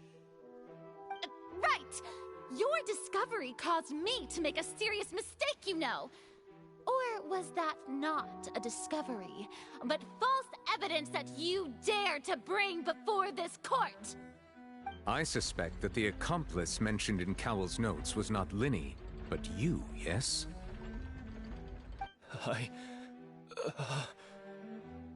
I'm sure you know what you must do to lessen your sentence. Speak quickly! Unless you want to earn yourself a one-way ticket to Coupon Town. I was just following orders. We were supposed to place blame for the serial disappearances onto Linny, and thus cause suspicion to fall on the Fatui. The higher-ups said this was the best opportunity to do so. And now that your plan has fallen through, and the secrets of the water have been revealed, you have become a liability to said higher-ups, yes? Therefore, you would be wise to tell everything you know, and seek the protection of the guards. Yes, I'll tell you everything I know. Our boss discovered that the water can cause people to dissolve. It can also be made into a potion, which when extremely diluted, can cause people to experience unforgettable exhilaration. We've been in this business for a while now, and have made decent mora off it. The disappearances were also the boss's idea. I mean, this is the boss we're talking about.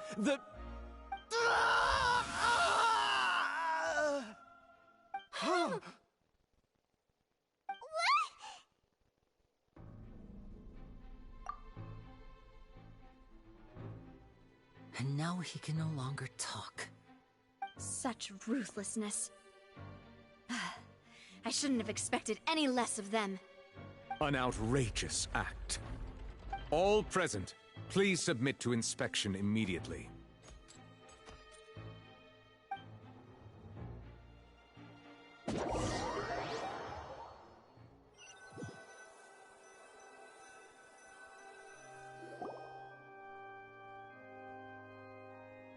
So, we're just going back now?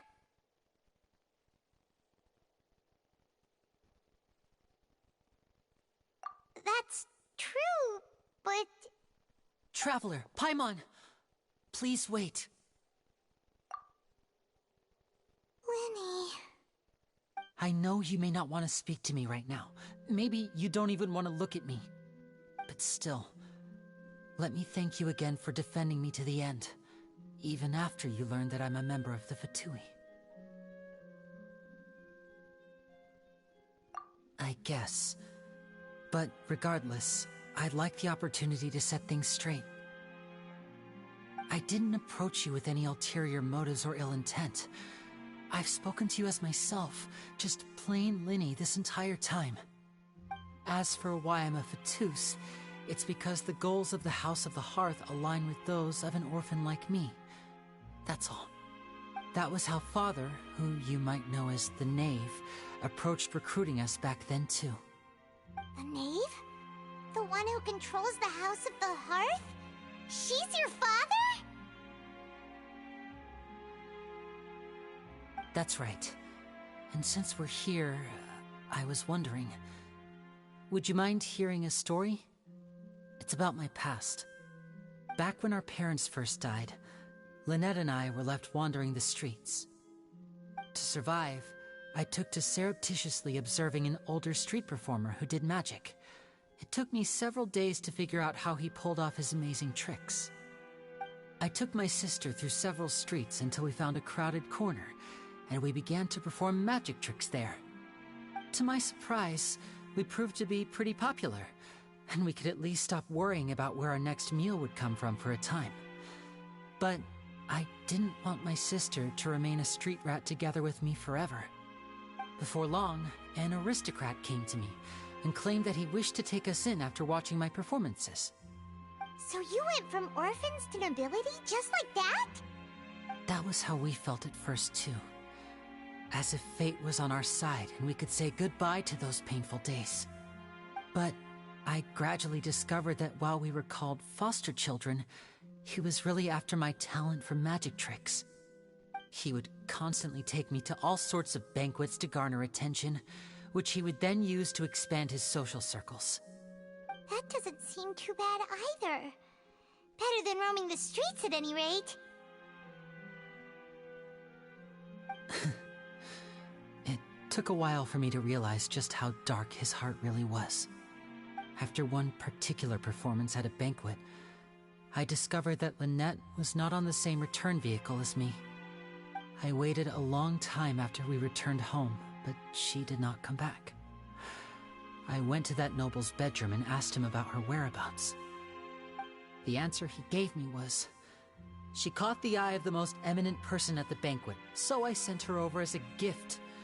I mean, you'll be able to perform your magic regardless of who your assistant is, yes?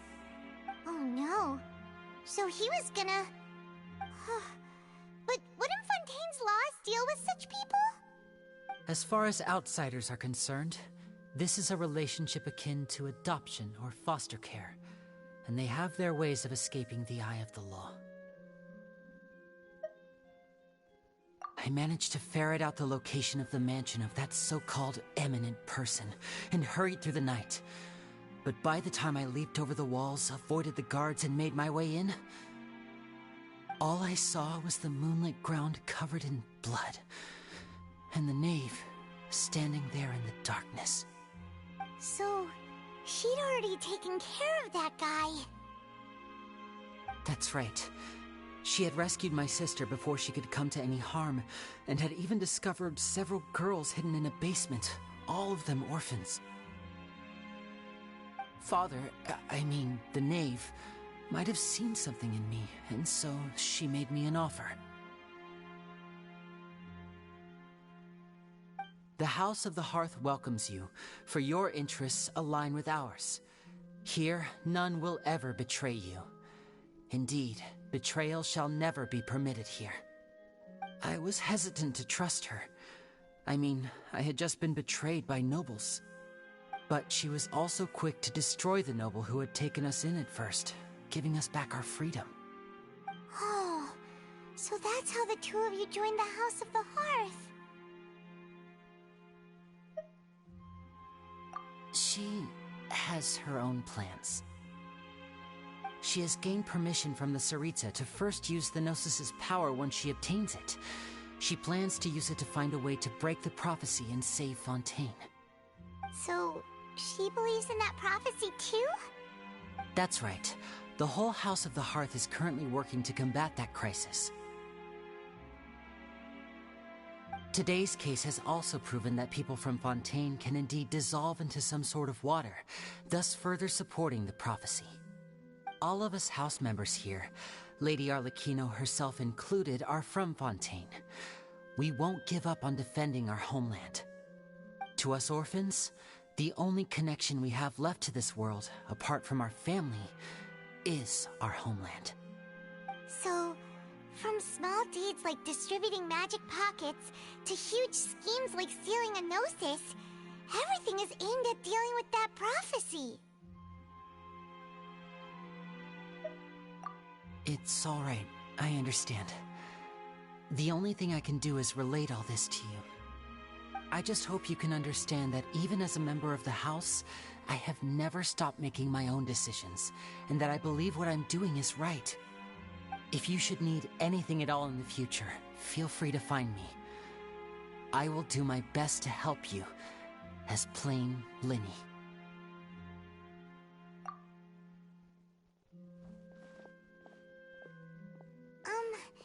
Bye, Linny!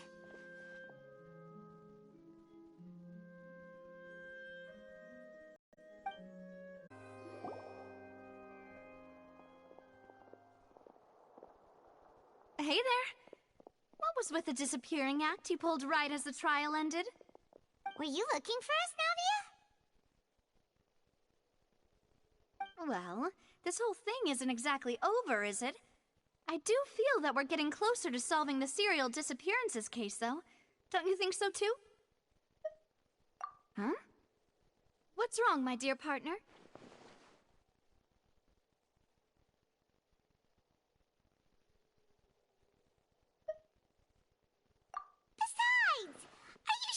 We're the ones who can crack a case that's been cold for decades now? And given that there's new evidence from the trial, there should be a trail of breadcrumbs for the Hydro Archon's people to follow now, right? Ah. I see. Well, I won't lie. I'm a little shocked to hear that from you. But I suppose you are just travelers who have only arrived in Fontaine after all. Sorry. I might have been too presumptuous. Don't say that, Navia. Ah, and we were having so much fun investigating with you, too. It was like having new waters flowing into a stagnant mire, causing new hope to spring forth, and the reflection in the murk to become clearer. Sorry about that. I'm a bit prone to nostalgia. Don't mind me. Wait, shall we have a farewell meal? You know, to commemorate our time as partners? Huh? Do we really need to get that formal? Well, guess you really did treat us as partners, huh? Well, I'd just like to have a proper ending to every important memory. That way there are no regrets later. Anyway, it would just be a meal, so it shouldn't take up too much of your time. You don't have to twist Paimon's arm. If Boss Navia's treating, count Paimon in! Oh, wonderful. In that case, why don't we return to the court of Fontaine and head to the Hotel de Boer? I believe we'll make it just in time for dinner. All right then, let's have our farewell